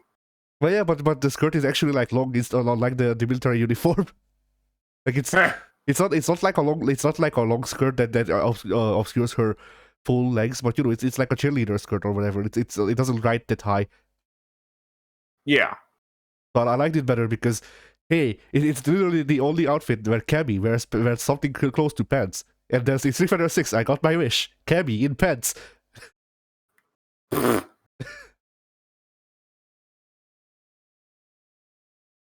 But somehow Pink got his wish too. Funny how these things work out. Yeah, everyone's happy. By the way, did you see the sheet that Capcom released of the alternate designs they considered and passed over for Cammy? Yes, I liked some of them. I thought they were all losers. I remember her there being one where she had some sort of jacket with the leotard and it looked dumb, but at the same time it looked kind of hyped. Hang on, let me see. I'm gonna pull it up. Send it to me too, so I can check. Oh, good lord! I follow AAA wrestling on YouTube, right? So yeah, so you can catch up on Triple Mania. My YouTube subscriptions are my homepage. So I was just greeted with an enormous image of La Hiedra's ass. Ah. It's a good thing I'm not Pink, or else you would have just lost me there. Yeah.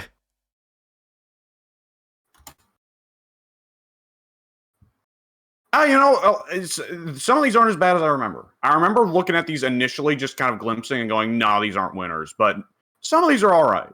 Yeah, I like both 1, 3, and 4 in the first lineup. Because Okay, so we're going. So you're not. I thought you were going for the crop top, barely nothing bra there no, choice, and I was confused for a second. Like that's not you. I mean I don't mind the lead outfit. It's an aesthetic. Like I like it on some characters and people as an aesthetic. But I don't think it fits Cammy. No, like No, if you gave that outfit to Jury, then I'd say yeah, that makes sense.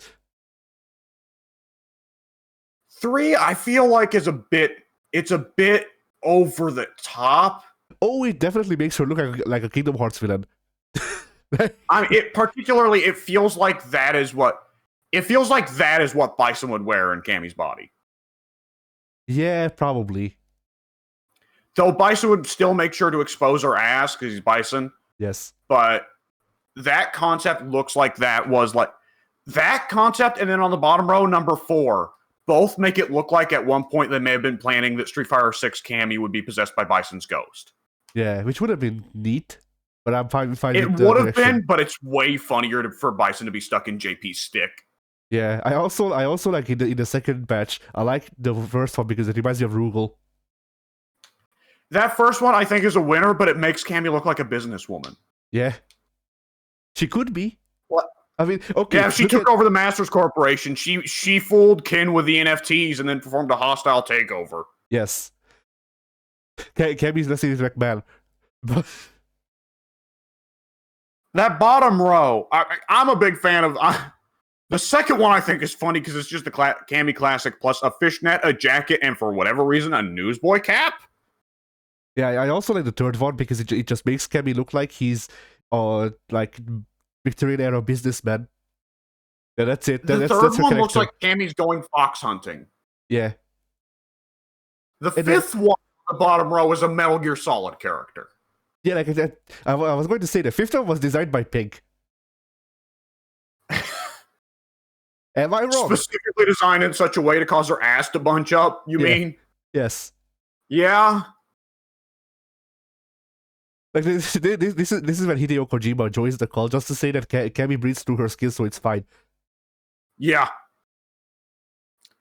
The one on the far left there, I know it is just blatantly a huge reference to the animated movie, but that does not change that it is cool to see that jacket on Cammy. With that said, yeah, that's not terribly exciting because that is just Cammy's classic design plus fishnets and a jacket. Yeah.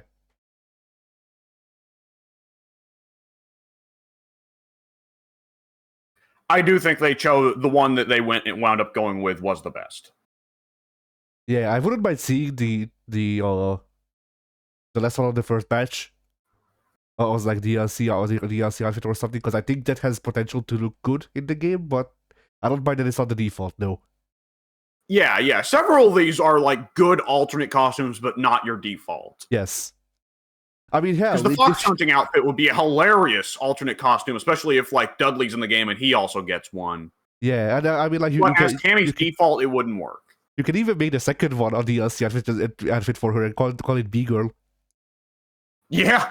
Like, excuse you, she's British. It wouldn't be for basketball. That'd be for rugby. Or football.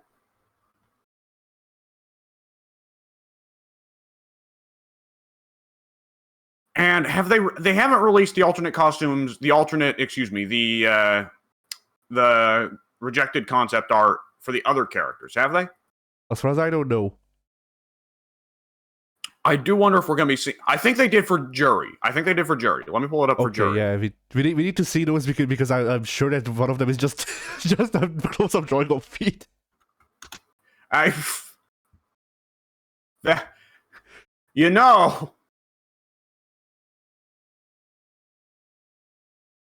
This one might have been actually fairly recent. Let me pull up, because Google Images isn't bringing it up. It probably was the Twitter for either Street Fighter or PlayStation.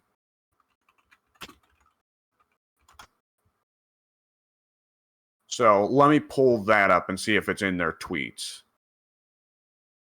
Because, okay, there's the Cammy concept art. There's Luke's voice actor losing his shit and scaring the bejesus out of Susie.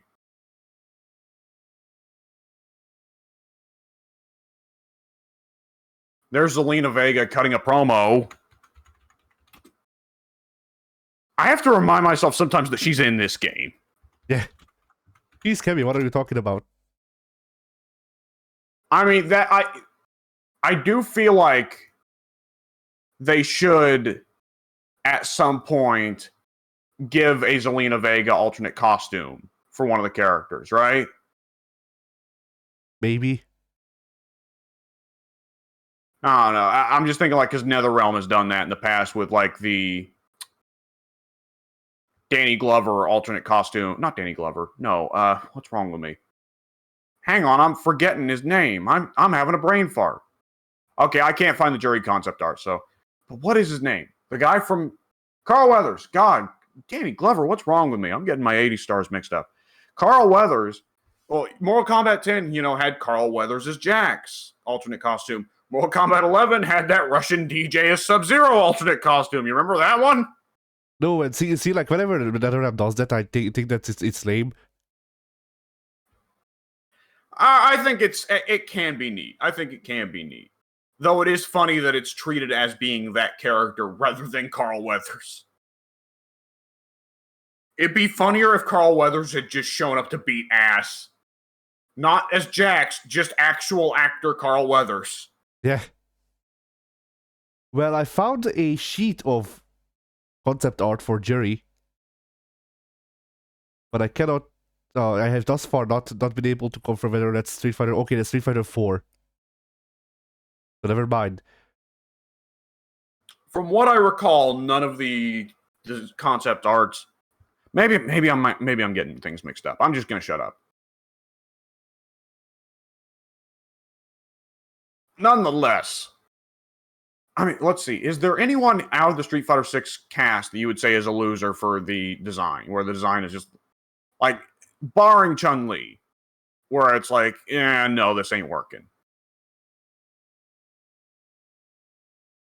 Geef with tights isn't really that good. I don't mind it. It's different. It's weird, but it's I'm fine with it. Weirdly enough. Yeah, I'm not offended by it at all, but I do think that it's weaker than the other designs. I can go, yeah, compared to the other ones, yeah. I mean, if you want to talk about just like general outfits and stuff like that, I'd say Marissa, but that's just the classic me of like I don't like the martial arts outfit. It's generic. I like that it's not only the actual like MMA gear, but she has the Roman the Roman bits added on of like the Roman skirt and the whole deal. See, like I dislike her whole Roman aesthetic. So see, yeah, that's just going to be the thing. Is like that's a very big like difference in just subjective taste. Is like I'm not super into the Roman aesthetic. I'm not against it either. I think there are some parts of it that are cool. I think there are some parts of it that I'm not into. But I am very much into Street Fighter characters getting their actual proper martial arts outfits, and I think it's a bit silly when a character just has only street clothes. Like I said, that was a silly problem I had with Ed, was that Ed did not feel like he had any actual martial artist outfits. He just had street clothes and then M. Bison Stripper. Yeah.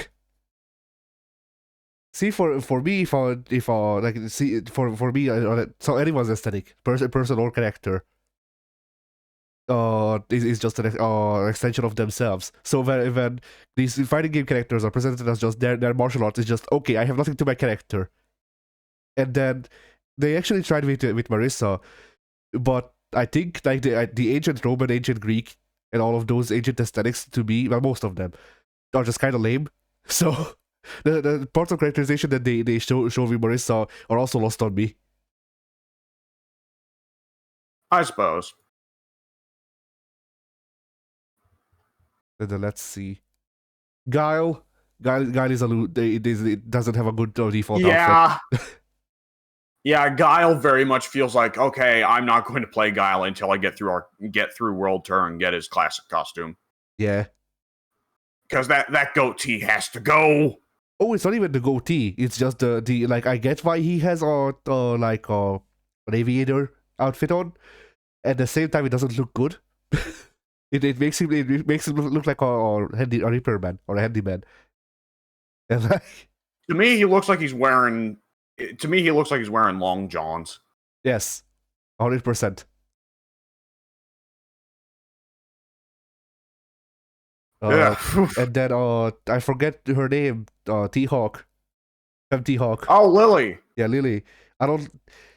I think they could have done more with her, but then her whole thing is just I am T-Hawk but cutesy, so like, you know, I was never gonna like her. I appreciate. I think the poncho is a very neat design, and I think that part of the thing with Lily was going to be, okay, what's one of the big problems with T-Hawk? He's our primary Mexican representative, but Mexicans do not associate with him at all. Lily, I think, strikes a good balance between being still the Native American representative like her father, while also the poncho and she actually looks like more like what an actual Native American tribe from Mexico would look like. Rather than, okay, here's the fucking Apache Lakota hybrid that Japan thinks of for the United States, but we've put him in Mexico for some reason. Yeah. Lily, her alternate costume, is her alternate costume the one with the silly hat? I don't know. I'll check. I need to start playing Lily next time I get in there. Oh yeah, yeah, it is. I'm looking up a full picture of it, and I'm trying to see. Yeah, she's got the silly hat and the silly sweater. See that? I'm a big fan of that. See, I like that better than her default outfit. It gives her more character. Like, I'm not saying that she shouldn't be able to represent her culture or whatever, but like, do interesting stuff with it. This character is supposed to catch my eye. Oh, she's not wearing a poncho at all. She's wearing a jacket. Yeah. Though that is a very Mexican jacket. I think they did a good job of Lily with actually making her feel like, okay, that's why I was thinking poncho, because the original design that was in the leak looked a lot more poncho-ish. Which, shout out to JP's alternate costume where he puts on a pimp coat and a fedora. Yeah, I mean, you look when you enslaved bison, you can do things like that. I like to imagine. Okay, I have a stupid idea. Okay, since I've not seen anything of JP other than a little bit of gameplay, I hope every now and then the crystal at the end of his pimp stick, Bison's face appears and he tries to bitch JP out, and then JP will like bat the end of the stick or smack it to the ground and go, "Shut up." Yeah. Every time he does it, it's a backhand. See, this is the great thing about playing the villain characters, is that I want bad things to happen to most of my mains in the story, because most of my mains are douchebags. Yeah. Like, I'm a Bison main. I love that Bison has, for once, finally caught real consequences for his behavior, and in such a humiliating way, if he is the one in the stick. Yeah. All right, I like think I said, I'm not far enough in the story to know if that is actually Bison in the stick. I think I figured out why I dislike Lily's design, though. Why is that? The lack of pants. It's Mexico! You wear shorts because it's hot! Wear fucking shorts I can see. There's shorts that end above your knee. Her jacket goes down to her knee. What are you talking about? It doesn't. Her jacket goes... It's a long jacket!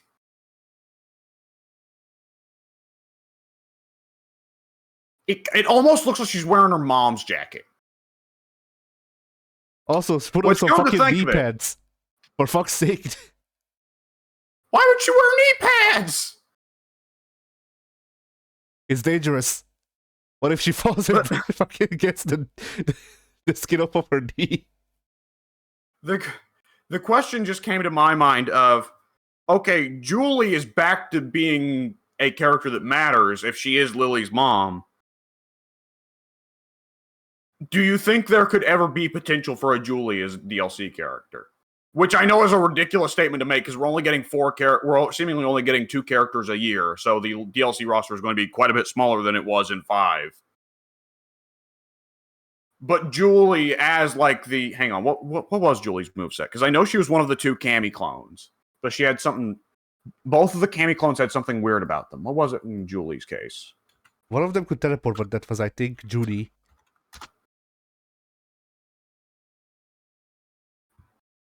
Hang on, I am looking up her moveset. This section is currently incomplete. Shit! Nice. Oh, good lord, there are ads everywhere. Stupid Street Fighter wiki. Okay. So, either which way.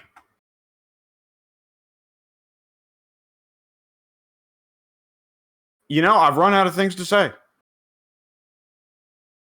All right. Well then. I think we've said just about everything we can for Street Fighter 6 by this point. Oh wait, I actually forgot about the bit of news. Dehado has said that there will be a big announcement at EVO. That's it. Please watch EVO.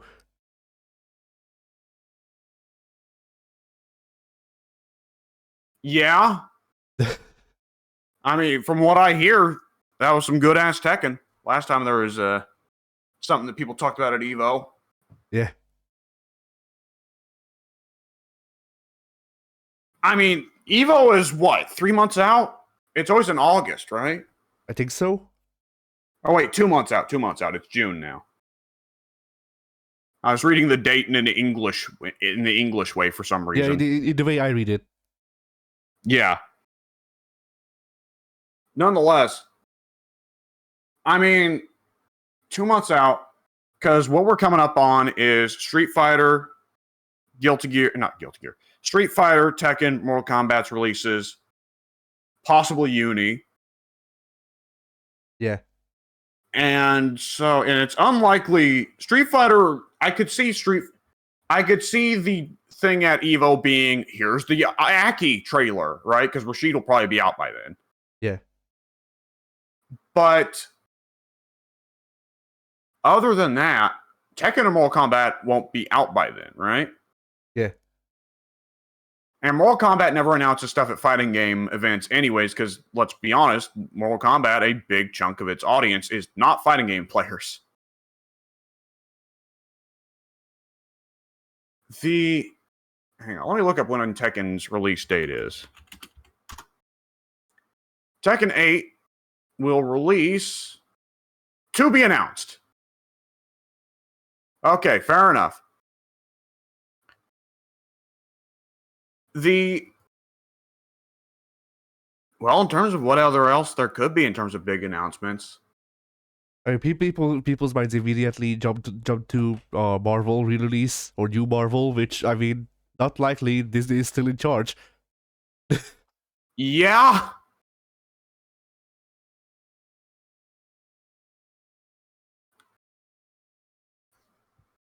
And again, they wouldn't announce it at EVO. Yeah. Like, Marvel, arguably the current biggest license in the world, if they're coming out with a Marvel vs. Capcom collection, they're announcing that at Jeff Keighley's Summer Game Dealy or something like that. Yeah, Or PlayStation Showcase. Someone did a roundup of what all of the devs are doing right now, and then asked if they forgot anyone. And apparently, the only people that could like swoop in to do a big announcement right now are Sega with Virtua Fighter and the Killer Instinct devs, and that's it. Even Virtua Fighter and Killer Instinct, I mean, no game really of like Virtua Fighter and Killer Instinct are both names. And if you're a big name, you don't get a whole ass game announced at EVO. You might announce a DLC character. Because Virtua Fighter is a name. It is a name that has declined in significance in the last 20 years, certainly, but it's still a name that people recognize. And if it has really pretty graphics, which it will, because that's every Virtua Fighter game has been gorgeous for its time. even Virtua Fighter 1, because that's just how primitive graphics were back then. You don't announce that kind of game for the fighting game fans exclusively. And if it's Evo, you're only getting fighting game fans. Either of those games, if they were to get a sequel, would go on, like I said, PlayStation Showcase or something. Well, KI wouldn't go on PlayStation Showcase, but does Xbox run a showcase? They have a weekly roundup of news, so yeah, but if it's a weekly thing, then nobody pays attention to it. Yeah. I'm not sure. The PlayStation Showcase is big because it only happens like every couple months. You know what? I like how one of the comments under this post is someone referring to Killer Instinct as Killer Bitch Stinks. Which, like, you know, I don't like KI 2013, but like at least I give it enough respect to not to do the joke names. Yeah, that's doesn't even really work. I mean, it's just you can call it like you might as well just call it poo poop at that rate, you know? Like, it's just we're just gonna put together a few demeaning words that does not even really work here. I just want to get across my disdain in the laziest way possible. Yeah. And ideally, someone will respond to me with a big, hateful thing, and a bunch of people will respond to me, and I will get internet notoriety. And someone will screenshot what I say and put it on Twitter. Speaking of Twitter, you know, Scrub. Yeah. Go ahead. Speaking of scrub quotes, one of the I saved this because it was a post and I found it funny. So someone wrote, "The scrub quote Twitter is toxic as fuck and shines a bad light on the fighting game community."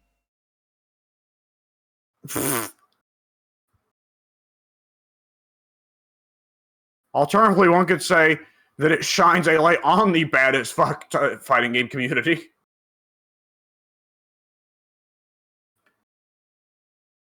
I mean,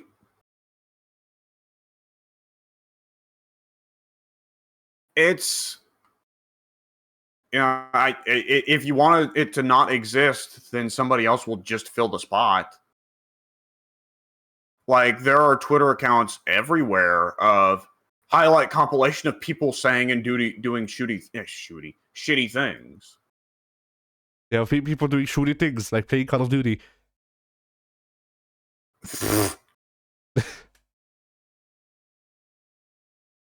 That Twitter account is Activision. Anyway, yeah.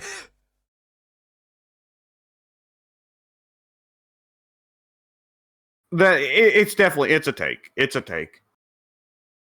If you personally do not want anything to do with scrub quotes because it's just highlighting the negative, more power to you. There are plenty of things that I do not want anything to do with because they just accentuate the negative. But and Lord knows there are sometimes where I unfollow, you know, scrub quotes because sometimes he just gets real dug in on just like, here's a guy saying racial slurs, or the good old, you know, what is always the most common complaint to see online of fighting games, spam. Yeah. And at that point, it's like, it's not really even worth following the Twitter account if it's just highlighting every instance of some guy saying spam. What you follow scrub quotes for is the gold that comes through every now and then of, I'm sick of losing to people who are not better than me. Honestly, I'm not certain that one isn't so much the best that scrub quotes should have just wrapped it up afterwards, just closed the account. Yeah. We're not getting a better scrub quote than this. Like, that's always the best kind of scrub quote, isn't it? The self-annihilating ones. Yeah. Of just like, so often,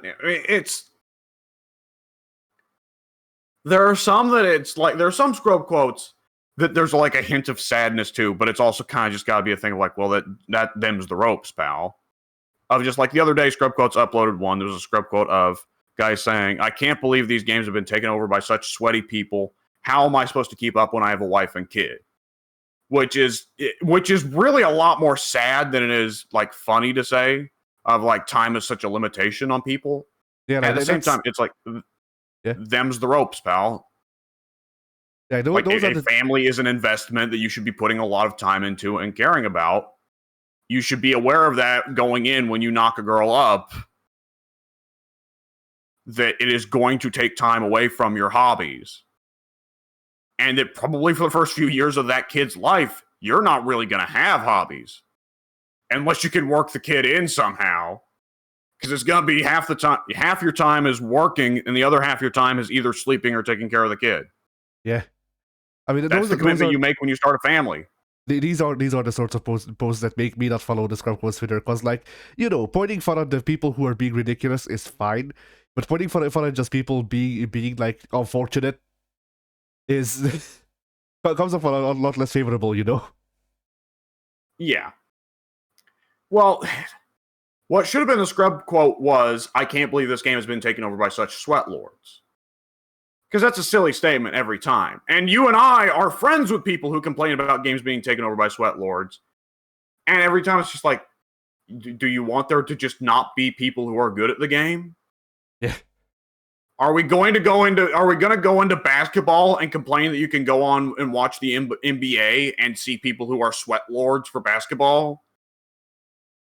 I mean, on one hand, I can also like agree with that statement, while at the same time acknowledging that it's a matchmaking problem. Matchmaking is definitely an issue. Because, like, you know,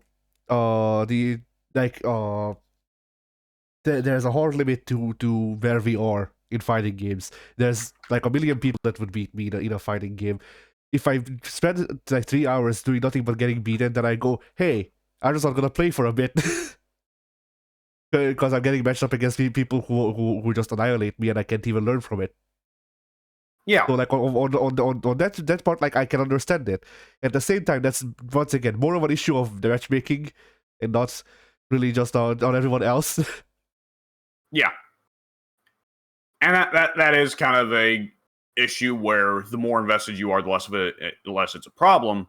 Because you and I are somewhat at the point where we understand when we lose why we lost. But when you're getting started in fighting games, you are just seeing hands getting thrown, and you don't know why the other guy threw hands better than you threw hands. Yes.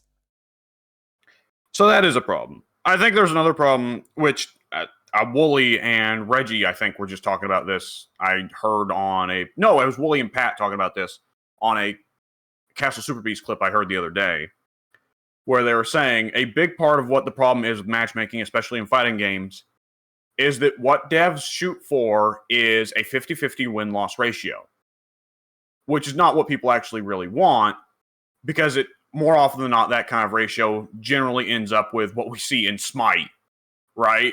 Yeah. Every time that you and me and Soon and Pink pop in Smite, where it is 50% we get crushed, and it's just like, what the fuck? How was I supposed to deal with any of what was getting thrown at me there? 50% we are getting thrown against actual toddlers. Yes, I still remember the match. Like, me and Pink are very comfortably sitting in the back line, never in danger from getting hit by any of their assassins. You and Soon are getting kill streaks. Yeah. And the lane is not getting pushed. The lane does not exist. We are just sitting on their towers and waiting every now and then for another spout of minions to appear. Yeah, I mean, like, I remember back when Danzaburo released, I had a match where I noticed, both my teammates and the enemy team is made up of, like, people who are just starting the game. And for whatever reason, the matchmaking decided that this is a game that it is appropriate for me to be in. So after the third pentakill, that's how long it took for me to notice that this issue is a thing. I just sometimes would go up to the enemy team and to scare them, and just did my best to try and make it so I don't get to don't really get any kills, because I'm trying not to ruin the game for the other players. Yeah. And I shouldn't have to play like that. Yeah. Like, that is absolutely a big part of the issue. I shouldn't need that game to begin with. The goal of matchmaking really should be having close games, right? Where it feels like it could go either way. Yes. Yeah.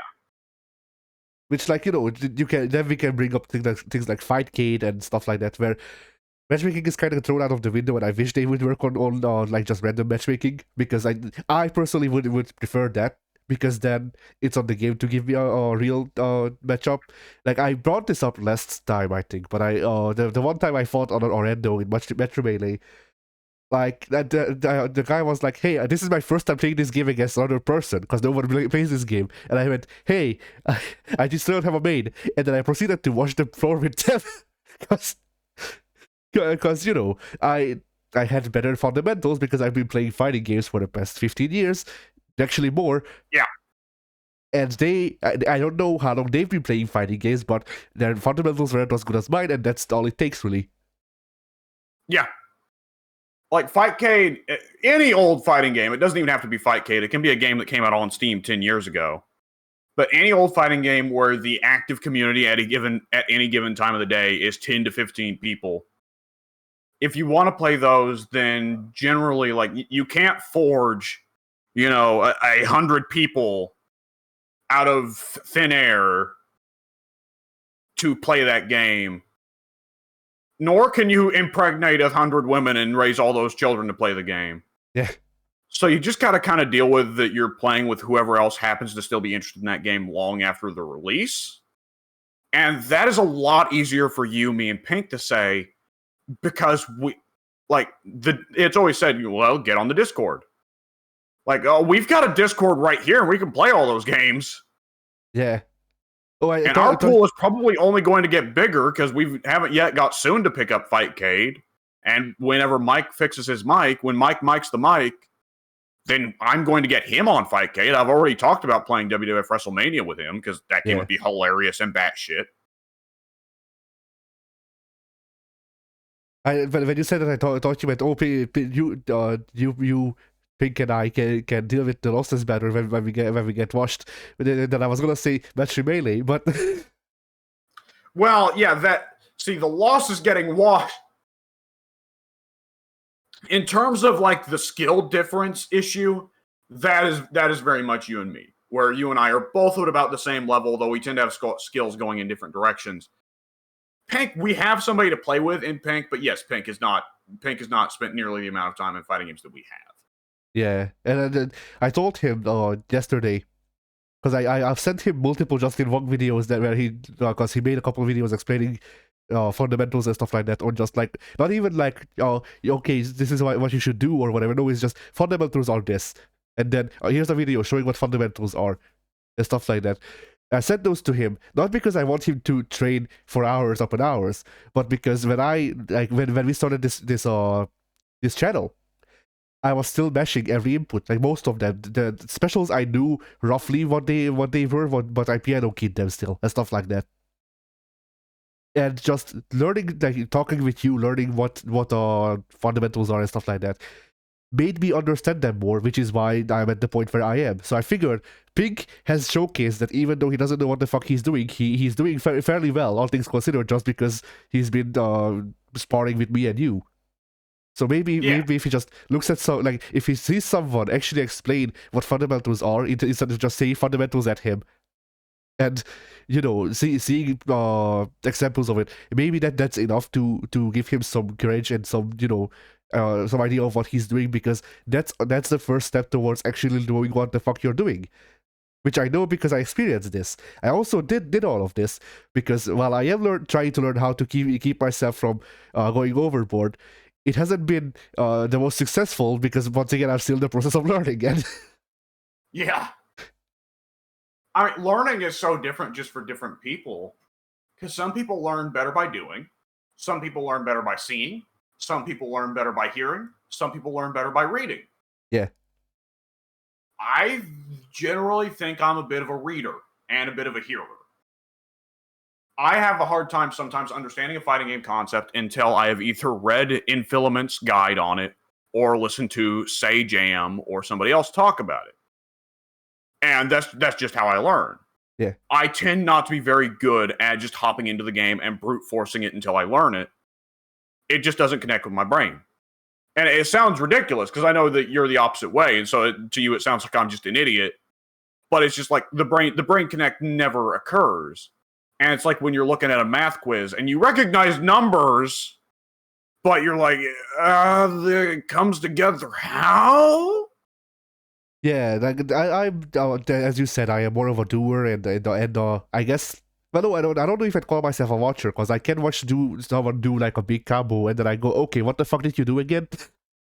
This Yeah, is with notations. I think neither of us understand the seers. Yeah, but like I am a doer, I can be a listener. Like, sometimes I watch other people's videos explaining basic stuff that I already know, just because I want to hear their explanation of how they understand it, because that can give me more understanding. But Yeah. it's also a thing of like, I think or learning styles are also different because of the way that we were first exposed to learning stuff in fighting games. Because you, from what I understand, started learning stuff by reading about it and stuff like that, and then putting that to practice.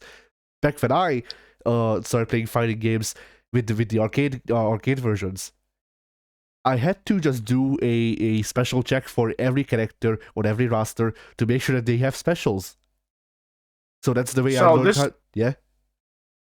this might be a good bit of an insight of when you were a little kid, you played games. Let's even ignoring fighting games, because I didn't read any fighting game guides when I was a kid.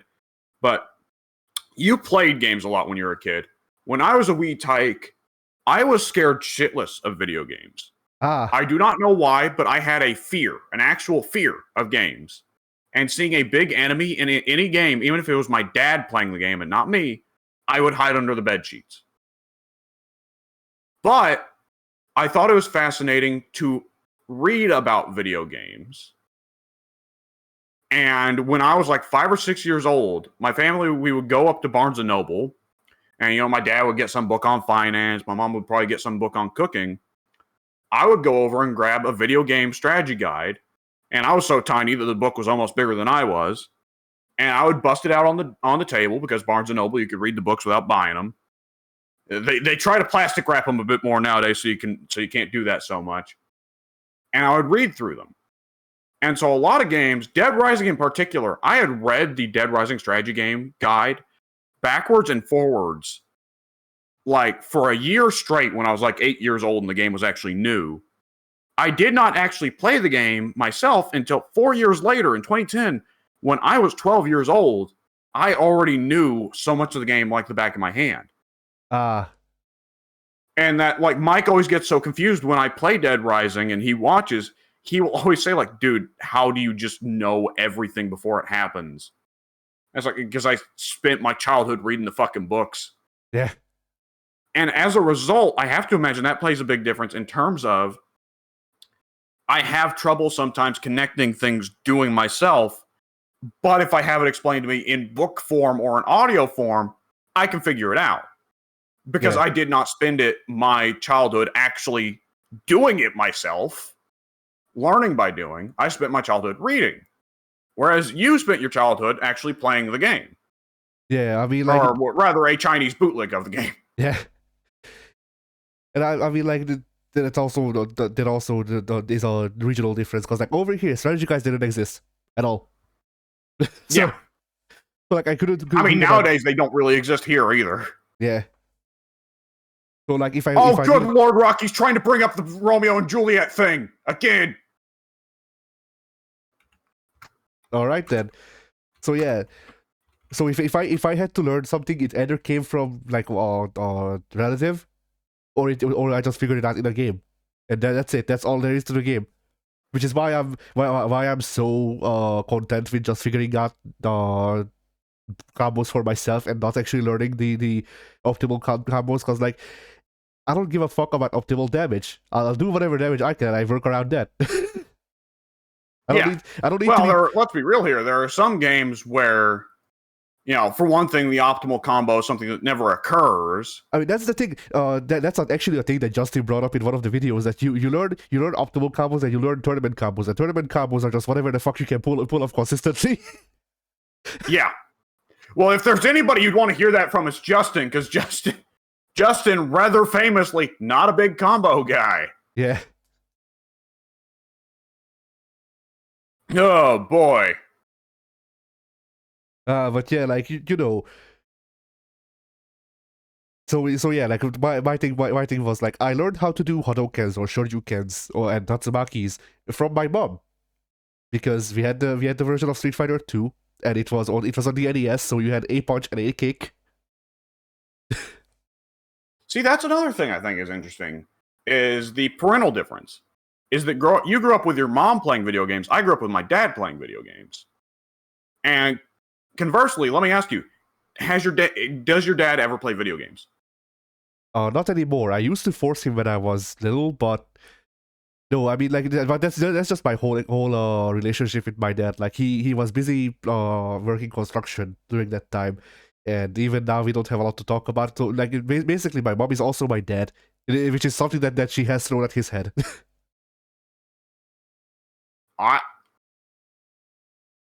Okay, we don't have a phrase in English that says "throw at someone's head" for a phrase like that. Okay, yeah. In English, if you say you're throwing something at someone's head, you are literally throwing it at their head. Okay, so to say that someone has thrown a remark at someone's head. Oh, you know what? We did. Yeah. I think there's probably a little bit of a confusion.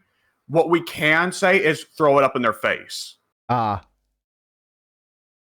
if you say throw at someone's head, throw anything at someone's head, they're not going to imagine it going in their face. They're going to imagine the picture they're going to have in their mind is a guy getting literally clonked on the side of the head with some kind of object thrown at them.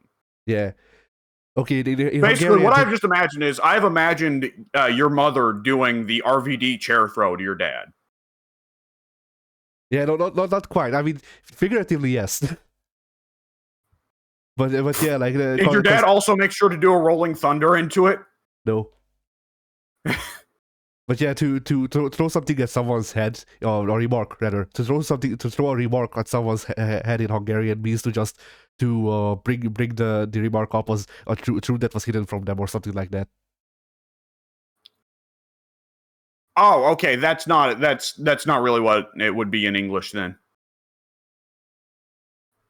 Like it's English. It's either to bring up a remark that's true, or in an argument to bring up a remark that would benefit the person bringing it up.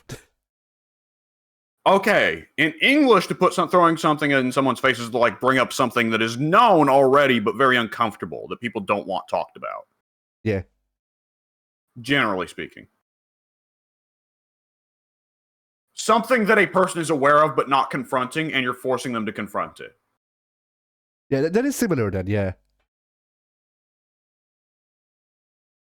It's not the same, but it's very similar, I guess. Yeah, but either which way, like, it's funny because my arrangement is like my parental arrangement's like the opposite. Yeah. My mom would play Dr. Mario 40 years ago. That's the extent of it. 10 years ago, she said that she would love to throw away all the video game consoles so that people around here wouldn't play them so much. Which is thankfully... No, excuse me. That was 20 years ago probably that she said that. But nonetheless, that is something she has gotten over. But I have wondered in the past if that's led to like me having some kind of anxiety about like... Because I still have a little bit of like the anxiety that like playing video games is a nerd loser thing to do. Which is not the truth. Everyone plays video games nowadays. But I still have that anxiety of like thinking like, man, I hope that if I ever date a girl, she doesn't find out how much I play video games. And it's like, it really? Is that what I need to be worried about?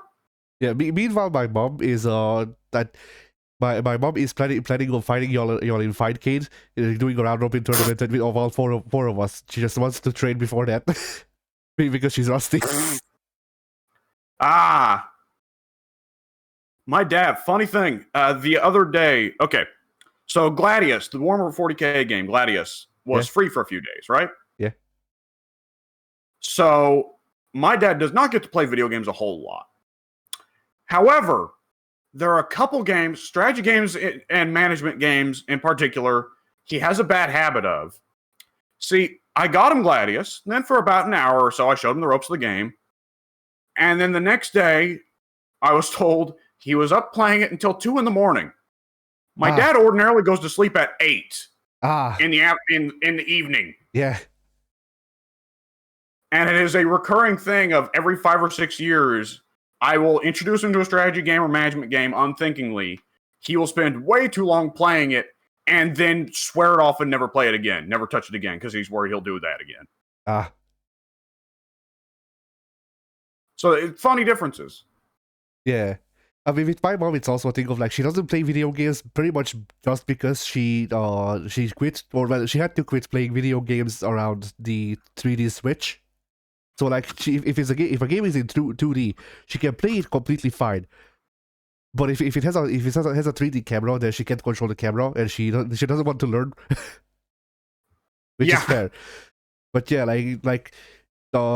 she still likes Assassin's Creed and Yakuza though, because she watched me play those and she really liked the stories and all that. And so whatever. Yeah. But then that kind of is just my whole family. Like I had my grandma fight me in Street Fighter 2. It was a Chun-Li main. So I'm just that just made me think of a stupid old thing. There was once upon a time a Twitter thing, or maybe it was like an old blog, I don't know, called Drunk Text. There we go. It's called Drunk Text. And it was where people would send in screenshots off their phones of humorous exchanges about either people who are drunk or talking about weird things that happened the previous day. And one of them was, a guy texts his friend, "I can't believe that my grandma hit me so hard it left a bruise." And the other guy responds, "Yeah, well, maybe she wouldn't have hit you so hard if you hadn't called her this bitch." Funny you say that, because she sort of was playing Street Fighter 2 after she beat me particularly bad in Street Fighter 2. So kind of fits, I guess. Oh boy. But yeah, so most of my knowledge is just other people telling me shit directly, or me figuring it out while being completely blind. So that does mean that there is tech that I don't know about that I will probably never find out. But I don't care. There is too much tech to know it all. Yeah, I'm not gonna just start playing fucking JoJo's Bizarre Adventure in the short future on a tournament level, ever probably. I can still enjoy Whole Horse. I think there is a delightful element there. The world would be a lot sadder if you could know everything easily. Yes, what would you do with your time then? I mean, even then, think about think about that one of the biggest critiques I bring up of games like Strive. Yeah, I already know where you're going. Yeah. What is it? I was thinking last night about oh man, Street Fighter 6 is so good. Every character seems like they're gonna have so much tech. It's gonna be years before these characters are getting used to their maximum capacity. I was thinking, how many fighting games episodes are there of me defending Guilty Gear Strive and going no, it's fine though. And then there is the 1-2 punch of we actually play Strive, and I'm like, oh no, wait, I hate this. And then punch number 2 of Street Fighter 6 coming out and being Strive but way better, because it's got way more diversity and complexity and depth and character possibilities.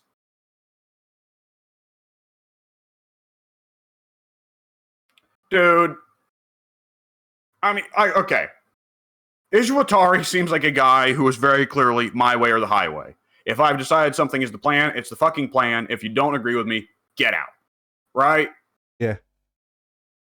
But there's gotta be especially with Strive wrapping the storyline up, there's no way that if they did another Guilty Gear game and it was a dream match game, there's no way that it would be then they continue the Strive design philosophy of less is more, right? But you're incorrect. Ishitari has said that he will keep going with the less is more approach. Okay. That's why I predicated that statement with Izuatari is my way or the highway. Yeah. Is by all strains of logic, Strive is supposed to be the game that gets people in. And credit where credit is due, Strive got people in. Though I think that people underrate the significance of Dragon Ball Fighters to Strive being more popular than previous Guilty Gears. I mean, not only that, but I also think that people people are too easy too easily conflate something being monetary success with something being of quality. Yes. Well, I mean, I wasn't necessarily saying like it was quality, but I was saying like if the goal was to get more people into fighting games. Oh yeah, right? yeah. No. You are correct. I'm just default to saying that because whenever I see it brought up, people are going, "Well, Strive is good because it got people in." Yes, Strive got people in, but that's not necessarily because Strive is good. Strive could have been just in the right place, you know. Like, is the goal of Street Fighter, is the goal of Strive to get in new players, or is the goal of Strive to please returning players? I mean, if you ask the Strive PR person before release, it would probably be to do both. But we know that that's not true.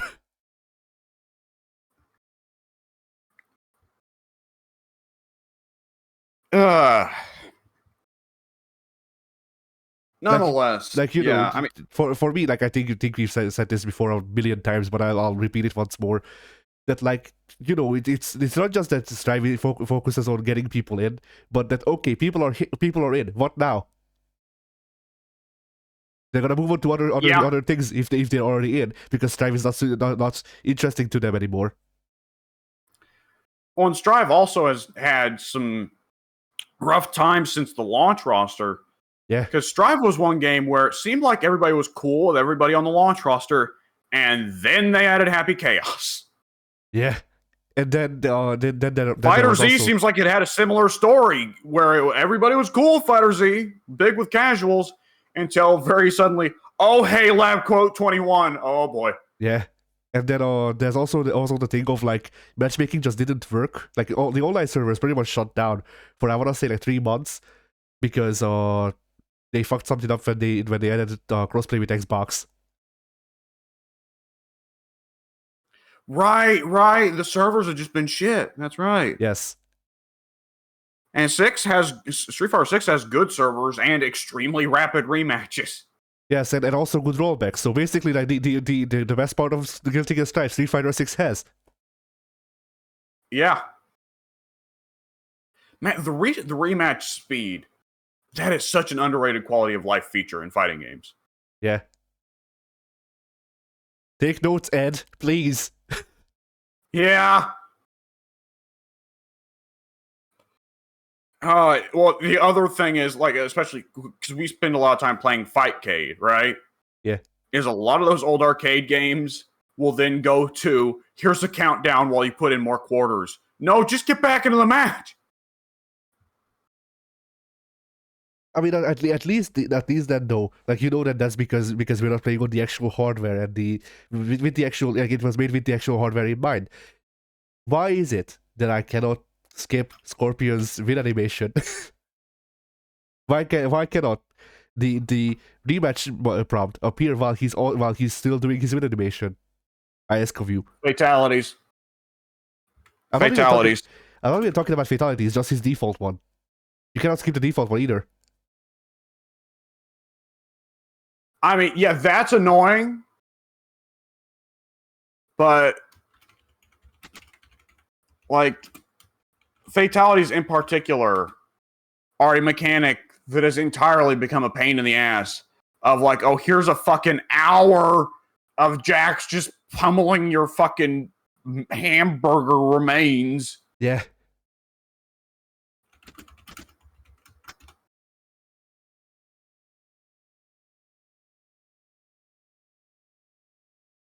I mean, Mortal Kombat 12 is going to be kind of a interesting situation just in terms of, on some level, it's a little bit bulletproof, right? Mortal Kombat will always have the appeal of, here's the characters everybody recognizes, here's them brutally murdering each other. Yeah. But it does seem like it is turning into rapidly diminishing gains for people. Hang on, let's just compare. What were the sales numbers?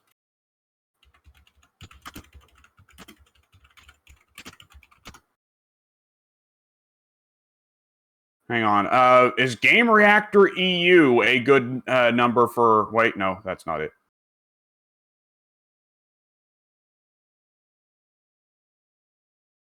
VG charts.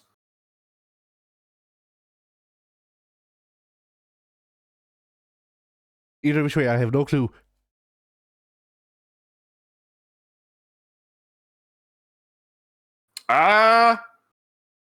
Actually, Mortal Kombat 11 might be the most successful Mortal Kombat yet. Hang on, let me look up other sources here.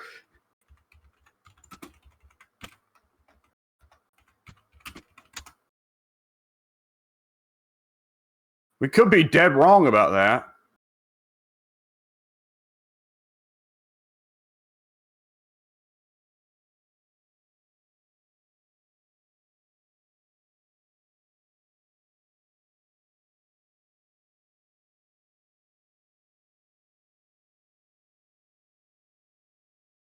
Okay, supposedly Mortal Kombat 11 has sold 15 million copies. Though, of course, we do have to keep in mind that we are not seeing statistics here for DLC sales, which is a very important thing nowadays. Yeah, and even then, like, you have to keep in mind the Resident Evil effect. Is this because Mortal Kombat 11 is good, or is this because Mortal Kombat X was good? Yeah, because Mortal Kombat X was. Nowadays, people have soured on Mortal Kombat X quite a bit, partially because Mortal Kombat X is not a very pretty-looking game, but that does not change that Mortal Kombat X was beloved in its time, certainly. I mean, hot take, Mortal Kombat doesn't look good. Yeah, generally, I would say there's definitely... I think that there are good-looking characters. I don't know. Overall, I'd say that Mortal Kombat it never reaches the visual fidelity of other games, partially because they have to also focus on gore, and they had to put the dev time into making gore look the way gore looks, and models have to be made with the idea that this is where the model is getting ripped apart and stuff like that. So you know, it's not without reason that Mortal Kombat doesn't look pretty. But at the same time, Mortal Kombat, generally speaking, doesn't look pretty. You know? Okay, so looking at it, this seems like a huge jump. According to Wikipedia, Mortal Kombat 9 as of 2013, which that is not a recent report, but nonetheless, I doubt their sales have spiked much since 2013. As of 2013, Mortal Kombat 9 had sold 4 million units. As of 2019, Mortal Kombat X had sold 12 million units. As of 2022, Mortal Kombat 11 had sold 15 million units. So there was a huge jump from 9 to X and a much smaller jump from X to 11. Though again, like you said, the Resident Evil effect, Mortal Kombat 9 was a smashing success in terms of critical and public opinion. Yes, and also we have to consider that like before Mortal Kombat 9 was what Capcom apologists, I guess, referred to as the Dark Ages, where only Tekken reigned. Tekken and Soul Calibur, I guess. Yeah, whereas Bamco or Get Out. Yeah, and so like Mortal Kombat and Street Fighter were kind of on a hiatus, and Street Fighter came back with 4 in 2009. Then Mortal Kombat was not on a hiatus. They made several games in that time period. They just all sucked. You're right, but I guess I just tried to delete the 3D games from my memory. There were no games between. There's no Mortal Kombat 4 in Ba Sing Se. Yeah. Pretty much. And like, Guilty Gear was around in that period. But after Guilty Gear XX, the series just kind of disappeared for a good while. Yeah. And then Blaze Blue was there, but it's Blaze Blue. I mean, a big part of the appeal of Blaze Blue, getting into Blaze Blue now, would be the fact that the roster only increased in size with every game. Yeah. Because, like, Guilty Gear, for instance, did not have this roster size really go up over time. X2 did have a huge roster of everybody who had been in the series up to that point, but that was still a huge roster of, what, 25 dudes? Something like that. And then Ixar got rid of several. Blaze Blue, it just kept going, and they, by the end, had a roster of, what, 50 characters? Something like that, yeah. It certainly looks like 50 characters when you look at the characters' select screen. Yeah. And none of them grabbed either of us. I mean, some of them grabbed neither of us, but it was either like, oh, I like this guy's function, or I like this guy's aesthetic, and they're never both at the same time, which is the problem. So I Can I be real with you? Yeah. I have in the past. See, it's a similar problem to what I've got with Tager. But I have in the past figured out that I liked and wanted to play, but there was no way I was ever going to main him because it would just be too filthy. I have figured out in the past I do really like Arakune. Ah. But I am never going to main Arakune because holy shit. Yeah. If you don't shake a Blanca player's hand, right? Yeah. Don't be in the same room as an Arakune player. You'll just keel over and die. The floor will kick you. Yeah. That is how many characters are there that have jumping lows in all fighting games? Other like Arakune, who else? What's her face from Schoolgirls? Shit. Disney girl. Disney girl. She has Peacock. Yeah, Peacock. Peacock. That is definitely true with Peacock. Though Peacock is at least different from Arakune, and that Peacock is not really a rushdown character. She's meant to be a zoner. Yeah. Having a jumping low on a character who's already got a largely rushdown kit is just the most oppressive rushdown imaginable. There's also a weird one. Anna Karis has several moves that look like they should be jumping lows, but they're actually jumping mids. Because all of his jumping kicks, you'll remember, or maybe it was jumping punches, I don't remember, are where his feet come out of the ground while he's in the air. Because he's turned into a pyramid. His lower half is turned into a pyramid, right? Yeah.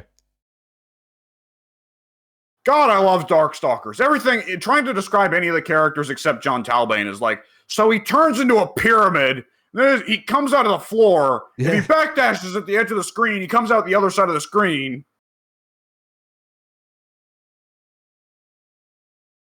Like, the thing I love then about John Talbane and Darkstalkers is that he's the only one on the roster who isn't a freak. You know? And I mean, even like John Talbane is the only one who isn't a freak. He is still Kung Fu Werewolf. Oh, absolutely. But Victor used to be similarly pretty normal and not a freak. Then they decided to give him the expanding ass cheek. Yeah. Yeah, like for me in Blaze Blue, there was a character that I figured out that I was really good with, but I also chose not to play them just because of their aesthetics. Because there was a time when I had to play this character for the story mode, I think. But I figured out that I'm actually really good with Platinum the Trinity. You can see the problem there. Yeah. Yeah. Uh-huh. That's one of the worst ones to get. Yeah. But she's a really good she's a really good rushdown character. She also has the rain bubble and shit like that. Like she has a lot of tools. I will not play her.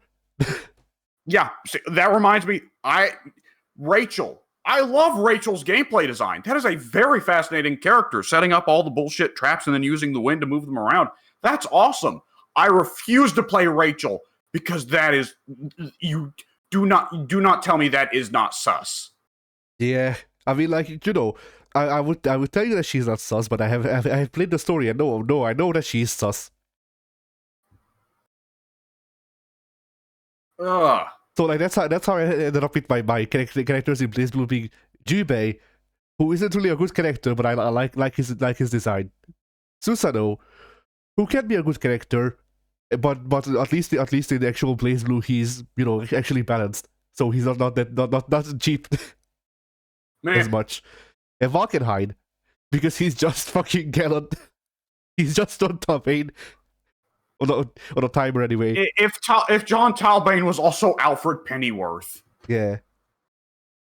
Like, explicitly, I learned how to play Valkenhayn because he is just John Talbane when he's in the wolf for when I went, okay, I guess I don't need to play anything else. Like, I don't need to learn Valkenhayn's moves. I need to learn Valkenhayn's standing neutral heavy, and I need to learn the button to turn into wolf, and that's all I need. Valkenhayn, I think Valkenhayn, some of the places Blaze Blue feels a bit lazy in terms of the Guilty Gear knockoffiness, right? of like, okay, Ragna is just kind of a lamer version of Soul. Yes. But I do think one of the really cool instances of them having BlazBlue be seemingly some kind of alternate mirror universe of Guilty Gear is, okay, Valkenhayn, what if Slayer was a werewolf instead of a vampire? Yeah, but then he's also still serving a vampire. Yeah, but Rachel is not Slayer. That's true. But what if she was? Oh, good lord. Well, if she was a grown woman, it would be a very different situation. If Rachel was a grown woman, I would be happy to play BlazBlue a hell of a lot more than we play it now. Which is once every 4 years. Yeah. Who's the big guy? Who's the pervert with the big sword? Kagura, I think. Yeah, he's another one. Kagura. Okay, this game. Hey, his design looks cool. His moves are cool. What's his story? He's a pervert. Oh, god damn it. Oh yeah. Similarly, I think I also got good with I also figured out that I'm good with the squirrel girl, but she's not wearing enough clothes for me to actually play as her. Yeah. Makoto, I think that's her name. Yeah, Makoto. But yeah, like BlazBlue is full of characters that I like the aesthetics of that I want to play but can't because their functions don't work the way I want them to. Yep. It is like a consistent. Every character, like Bullet. I like Bullet's look. I think that's a neat look.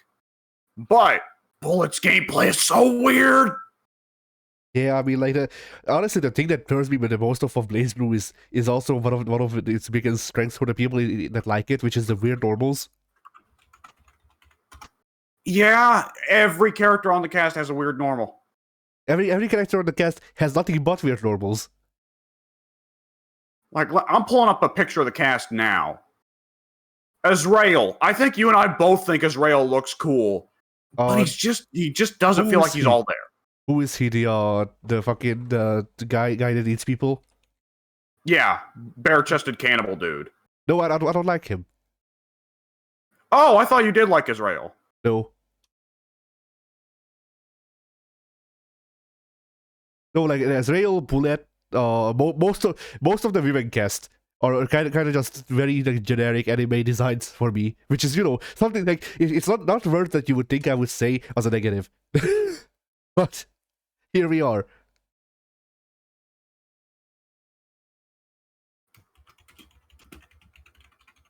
Like Ragnar similarly, I don't like Ragnar because probably of the reason that you like him, which is that he saw bad guy in the Hakama. Yeah. Okay, Carl Clover. There we go. There's one character that I like both the look and the function of.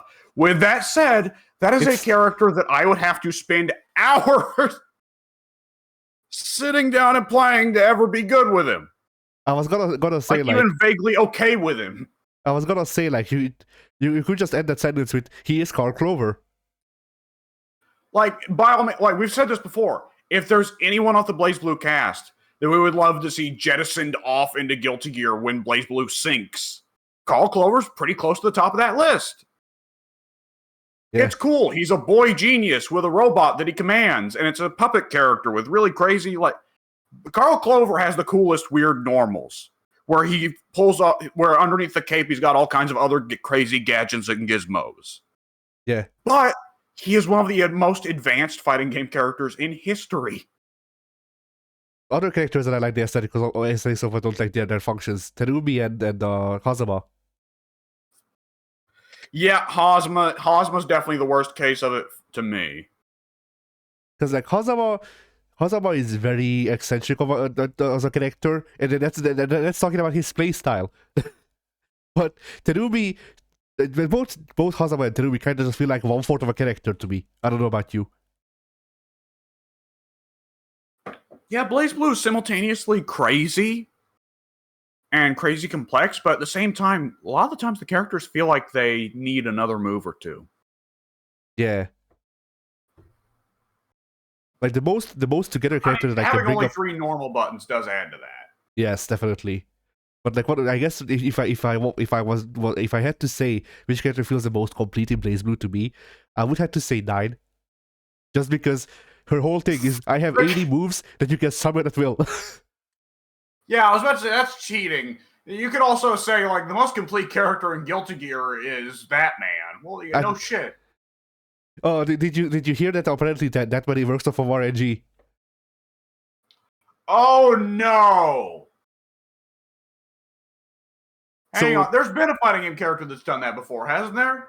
Where he gets different random moves. Well, I guess that's kind of Faust already. yeah, but that's not all of his specials, which is the difference. Yeah, but it's the most important special. Yeah.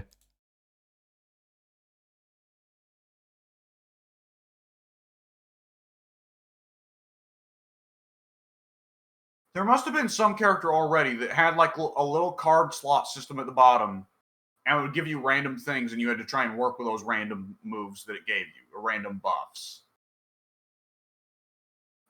Oh, you know what? Rose in Street Fighter V, her tarot card system. Ah, yeah.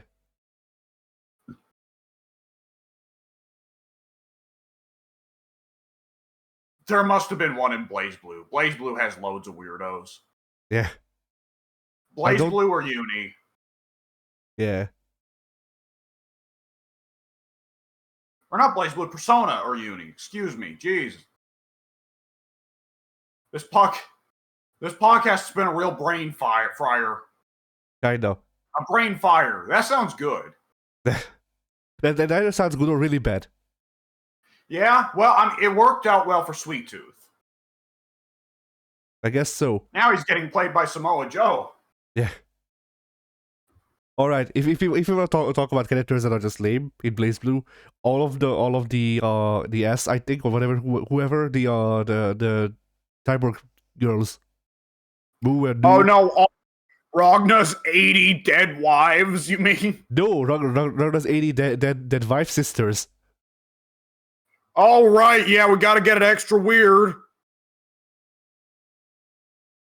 Yeah, for people who are dedicated fighting game fans, Nu and her variations will forever sit as some of the most notorious, oh God help me now, zoners in history.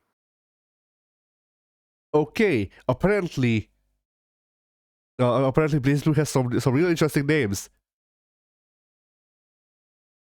Oh, remember the actually, never mind. I thought this was the chick with the staff, but no. So there's a character just named Mayfeng Lapis Lazuli. These are side characters, right? Well, this is one character. Both of those names or one character, but I think so. Okay, because I would have remembered a playable character being named that. Yeah, I mean it's like coffee, nicotine. Which like they later changed it to be caffeine, not caffeine, but whatever. It's still coffee, nicotine. Apparently that character is not a side, not a minor character, at least, because there's a separate page just for minor characters.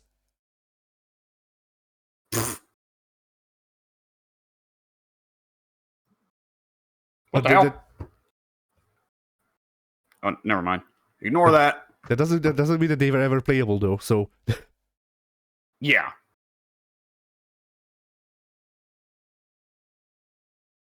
But yeah, I actually don't know where we go from this. Away from Blaze Blue. Yes. Okay, let's see. Far away. Good Lord. I'm looking for topics, but people are kind of preoccupied with Street Fighter 6 somehow. They're comparing what to Street Fighter 6? Preoccupied. Oh, preoccupied. Okay. I mean, well, it's what Max has said before, right? It's either everyone else is doing well or Street Fighter is eating everyone else's lunch. Yeah. I mean, to Or be Street fair, Fighter's though, drinking everyone else's milkshake. would you argue that people's lunches didn't need to be eaten this time? Yeah, Street Fighter 6 eating everyone else's lunch will raise some curious possibilities. Well, I mean, the natural question is, how will some developer somehow misinterpret the lessons to learn from Street Fighter 6, right? Yeah. Because there will always be one other developer that learns the right lessons and makes a good knockoff, or takes the right inspiration, and there will be one developer who entirely misunderstands how to make good from this, right? Yeah.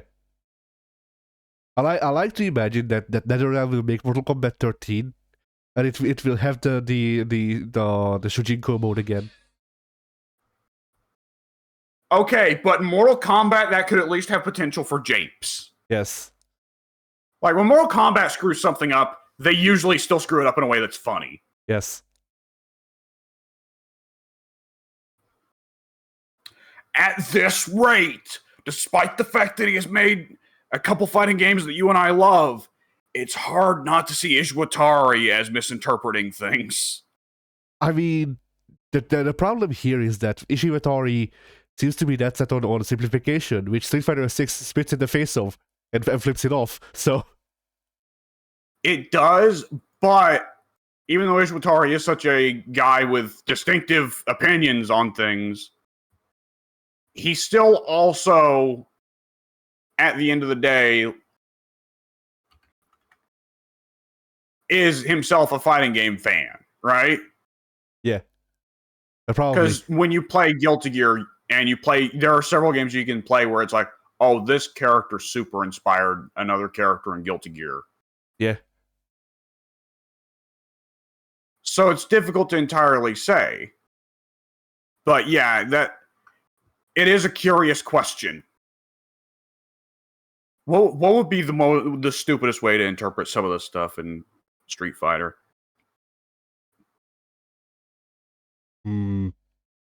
Add more meters. Add more meters. Yeah, that's one way. See, I don't know. If they go completely meter crazy, that'd be hilarious. I mean, okay. Imagine Unit 3, because Unit 2 will still be the simplistic game probably. Imagine Unit 3. The tug of war mechanic is back because they probably removed that because it was too complex. Tug of war mechanic is back. There's 2 more meters to keep track of who's winning in the tug of war. There's 4 other things that require meter. All of them have their own separate meter. The sides of the screen are 40% meter. Okay, where do we do the meme? The meme that was going around of like the Elden Ring, but they've thrown on every single bit of free open world UI possible, right? Yeah. How do we do the meme where it's like, okay, we got Street Fighter Super Art meters in the bottom left and bottom right. Then up in between them, we have the grid meter from Melty. We've got the drive gauge underneath the health bar, but between the health bar and the drive gauge, we've got the stun gauge, and as well as burst. Yeah. Yeah. And then next to our super meters in the far bottom and left and bottom right corners, we also have the Mortal Kombat stocks that recharge. The Mortal Kombat 11 stocks. Oh yeah. You also have the ultra bars or the supers, and then you also have you also have the whatchamacallit, shit, the circles, the extent meter from BlazBlue. Okay, we've got also the Mortal Kombat 3D era breakers where each character gets 3 breakers under their health bar, under the drive bar. And then let's see, you also have the star thing that's Hokuto no Ken had. And okay, on the top of the screen, you also have the Dragon Ball meter from DBZ Fighters. Dragon Balls. Oh. And don't forget, it's a 3-man tag. No, it's a 4-man tag game like KOF 2000. So you got 4 health meters on either side. Yes. And then we've got the Hokuto no Ken strikers, who themselves also have a cooldown timer under the health bar. 2 of them. But under them is also your assist character that you can call in that isn't tied to the 4-man tag. It's from Sengoku Basara Cross, where you see them riding in on a horse. Yeah.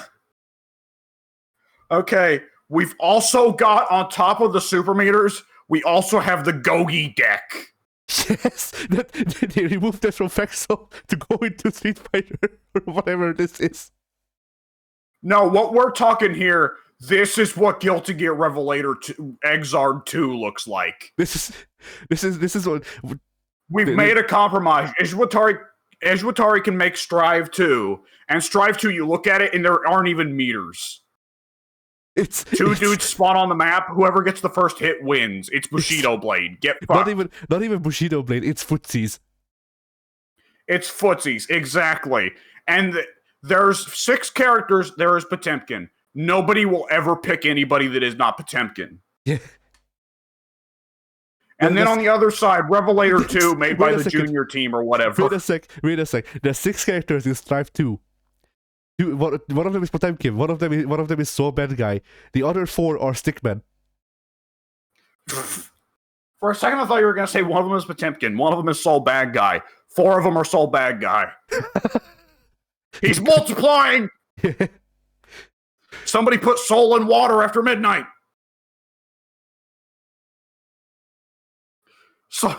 Soul and...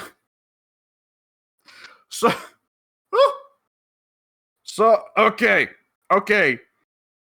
Who is the Valentine sister? RTS woman. Jacko. Soul and Jacko got to work, but since they're both gears going at it, they just keep producing copies of themselves. Yeah. Because they're robots, I guess. And it's just like, hey, Dizzy, we got you like 5 younger siblings, and it's 4 more souls and 1 more Jacko. Yeah. But they're all alternate colors. Yeah, they're alternate.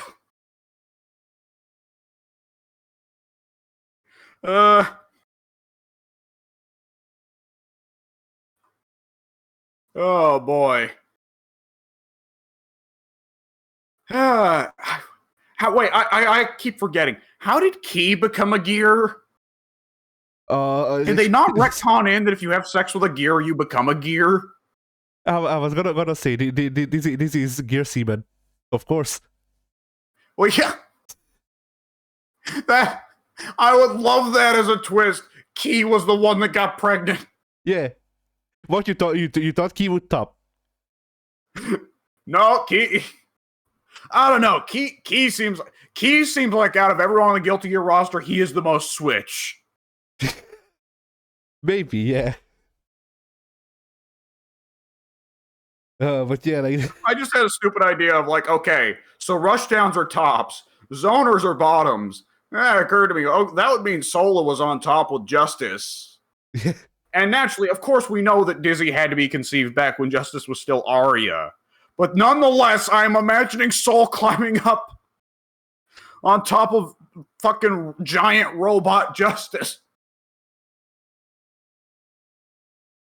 But yeah, like you know, the key okay. Yeah. I'm taking this wildly off course here, but I'm specifically reminded of an episode of Super Castle Beast, whatever, where it gets brought up that Pat's wife, Paige, is, you know, a good solid 5 or 6 inches taller than he is. I thought you were talking about Paige being pregante. No, this may have been what led to that, the pregnant. But nonetheless, Wooly was. You're talking about the fucking what's that called, Titan? The other one, Shadow of the Colossus music. Yeah, where Pat was saying this sucks, and Wooly's going, no, it's great though. I wish my wife was taller than me, and Pat is just like whimpering and crying no as Wooly starts humming the Shadow of the Colossus fight music.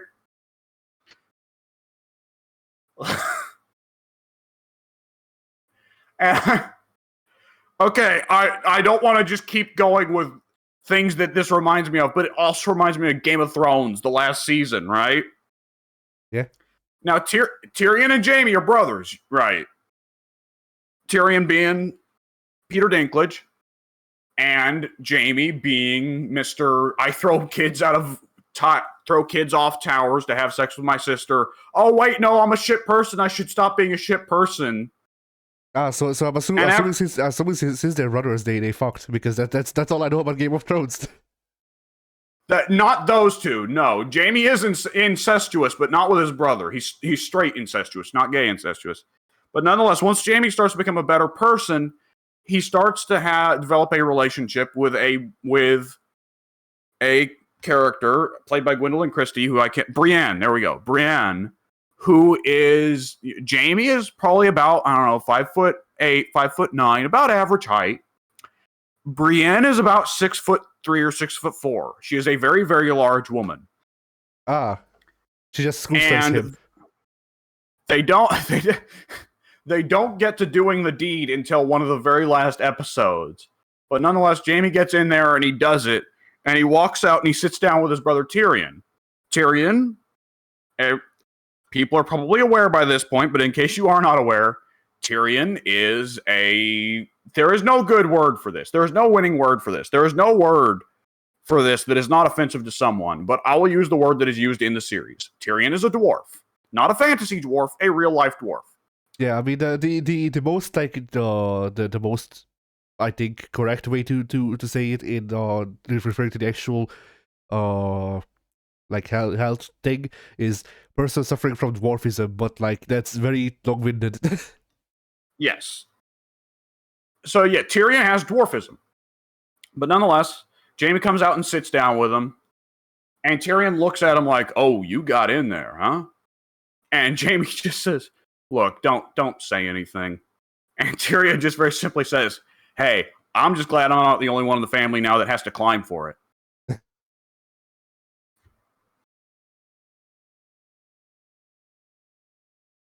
So, anyways, who winds up winning that Marissa tournament in SF6? Who's the shortest? Man, I who's the shortest that isn't Lily? You should be clarifying. Yes. Who's the shortest male, I guess. But then again, Marissa didn't qualify, so no, Marissa doesn't care. Yeah, I guess who's the shortest of age? Cammy. Alright, Cammy wins. Pink rejoices. So, oh, good lord. But I gotta say, I've not hit the Marissa tournament arc. I've not come anywhere close to it. But nonetheless, from what I hear of Zangief and Manon both entering, for one thing, surprised that Capcom is actually curious about making the Marissa Manon stuff canon. But also, shout out to apparently what Geef's gimmick is. He enters because it's like, his tournament comrade, I fight and win. Then somebody tells him that the winner of the tournament gets to get with Marissa. And Zangief is like, wait, that sucks. I don't want that. I want title belt or wrestle bear. And he leaves. It's like Paul Phoenix beating Ancient Ogre once and then leaving. You know who needs Hang to enter, on. do you know who needs to enter the Marissa tournament? Mrs. X. Who? He doesn't even have to cross-dress. It's a tournament where both genders are allowed, but he does it anyways. Yeah. Like, the question eventually arises of, Iori must just like it. Yeah. I mean, I just like the idea of Iori showing up to random tournaments incognito as Mrs. X. No one will know. And then at every matchup screen, the enemy is just calling him Iori, and he goes, "Shut up! I'm not Iori. Who is this Iori you're speaking about?" Okay, but what if they do at one point have Mr. X win a tournament or Mrs. X win a tournament, and finally, like one of the more no nonsense SNK characters, like Leona, is like, Iori, we fucking get it. It's you. You got to win even the chicks exclusive tournaments. Would you knock it off? And Mrs. X at first goes like, "Who's Iori?" And then the Iori walks into the room with like an ice cream cone. Yeah. He just looks at Mrs. X and goes, "Holy shit!" And they got to him waking up, drenched in sweat.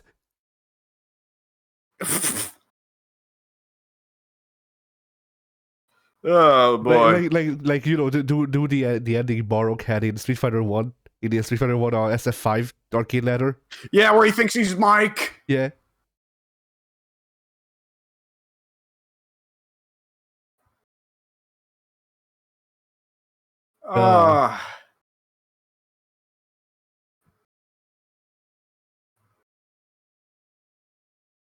So yeah, to go back to Street Fighter 6 eating everyone's lunch. Yeah, I am very happy that Street Fighter 6 is doing well because it seems to be doing a lot of the things that I wanted out of fighting games.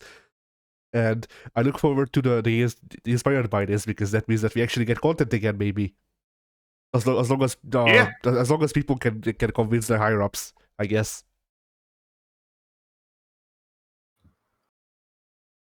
Because like this is like Capcom took a risk with this, and companies are very risk averse. So, because like how much budget did the World Tour require?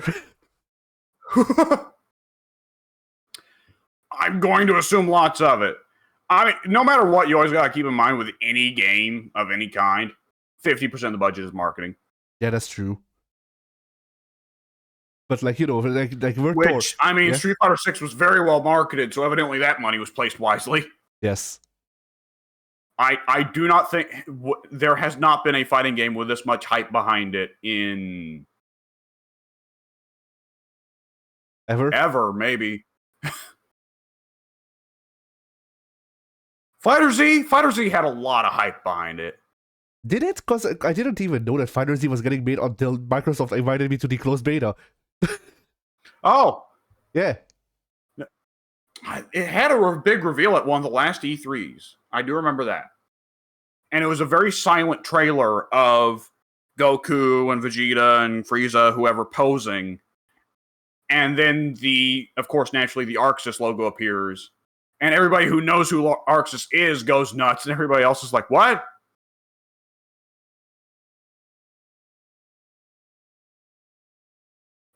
But yeah, I got notified of that game literally because Microsoft was like, because I was in the preview program, and Microsoft was like, hey, we're having a closed open beta for this game. Sign up if you want, I guess. And then I was like, okay, cool, fighting games. And then I played the beta, and I proceeded to not buy the game because boy, the beta was rough.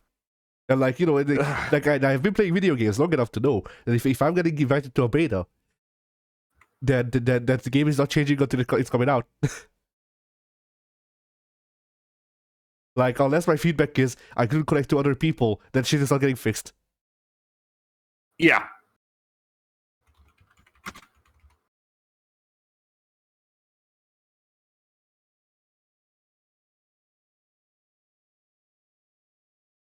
But yeah, I guess that's about it.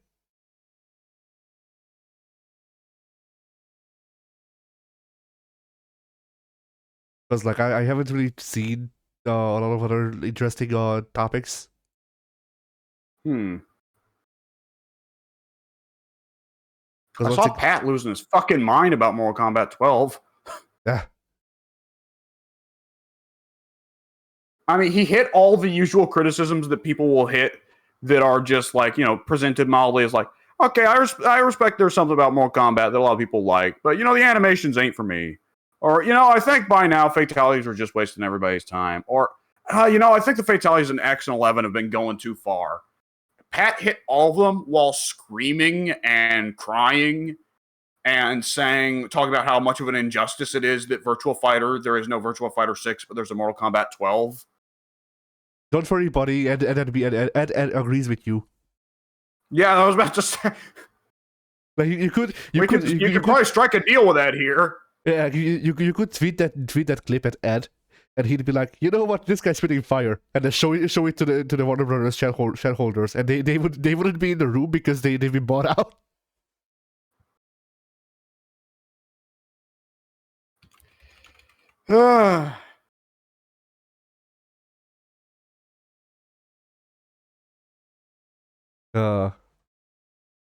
But yeah, apparently Street Fighter 6 will have a music player. What? Yeah, it will have a jukebox mode. Oh. I don't know if it's... We don't know yet if it's a jukebox mode or if it's just something that you can turn on and then listen to music with the stages like, Tekken or something more. Who knows? What the fuck? Okay, right now I'm juggling bullshit with Rocky, so nonetheless... that is very cool. There's a thing that probably every fighting game should have, really. I So mean, Mortal Kombat, I feel like they would be running into trouble of like, oh, their soundtracks are mostly not anything special. yeah, all right. So we have these following soundtracks: the title theme for Mortal Kombat 1, some background music from Mortal Kombat 2, Mortal Kombat 3. Subway theme. Yeah, that's MK3. Yeah. Reptiles theme, classic. There you go. And that's it. Like, okay, like, you know, what was your favorite theme from Mortal Kombat X or 9 for that matter? But you know, What was it? you actually have an answer. You know, I'm having vague memories here. Yeah, no, I guess I can't honestly answer that. Which I know is a rhetorical question, but nonetheless. I'm asking because I genuinely cannot remember any of the music from the game's best UMK3. Any of them. Because it's just like, you know, it's generic, like vaguely Eastern sounding, like synth music, I guess. Or like or like orchestral ambient soundtrack, which like doesn't work for me. Yeah.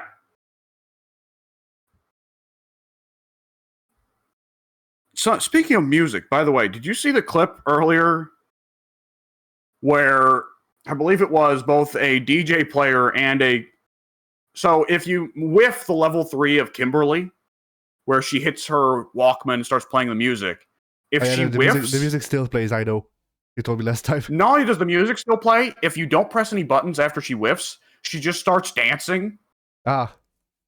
If DJ whiffs his level 2, and you don't press any buttons afterwards, he also starts dancing. Oh, I see where this is going. So a DJ and a Kimberly player, I saw, both whiffed their supers and just let it rock. Nice.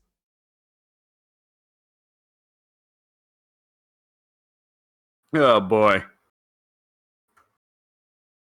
Yeah, having a great time with Street Fighter 6 and not having a great fucking time with Rocky, this motherfucker.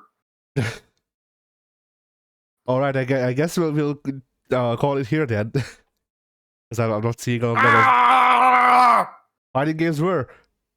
Ah!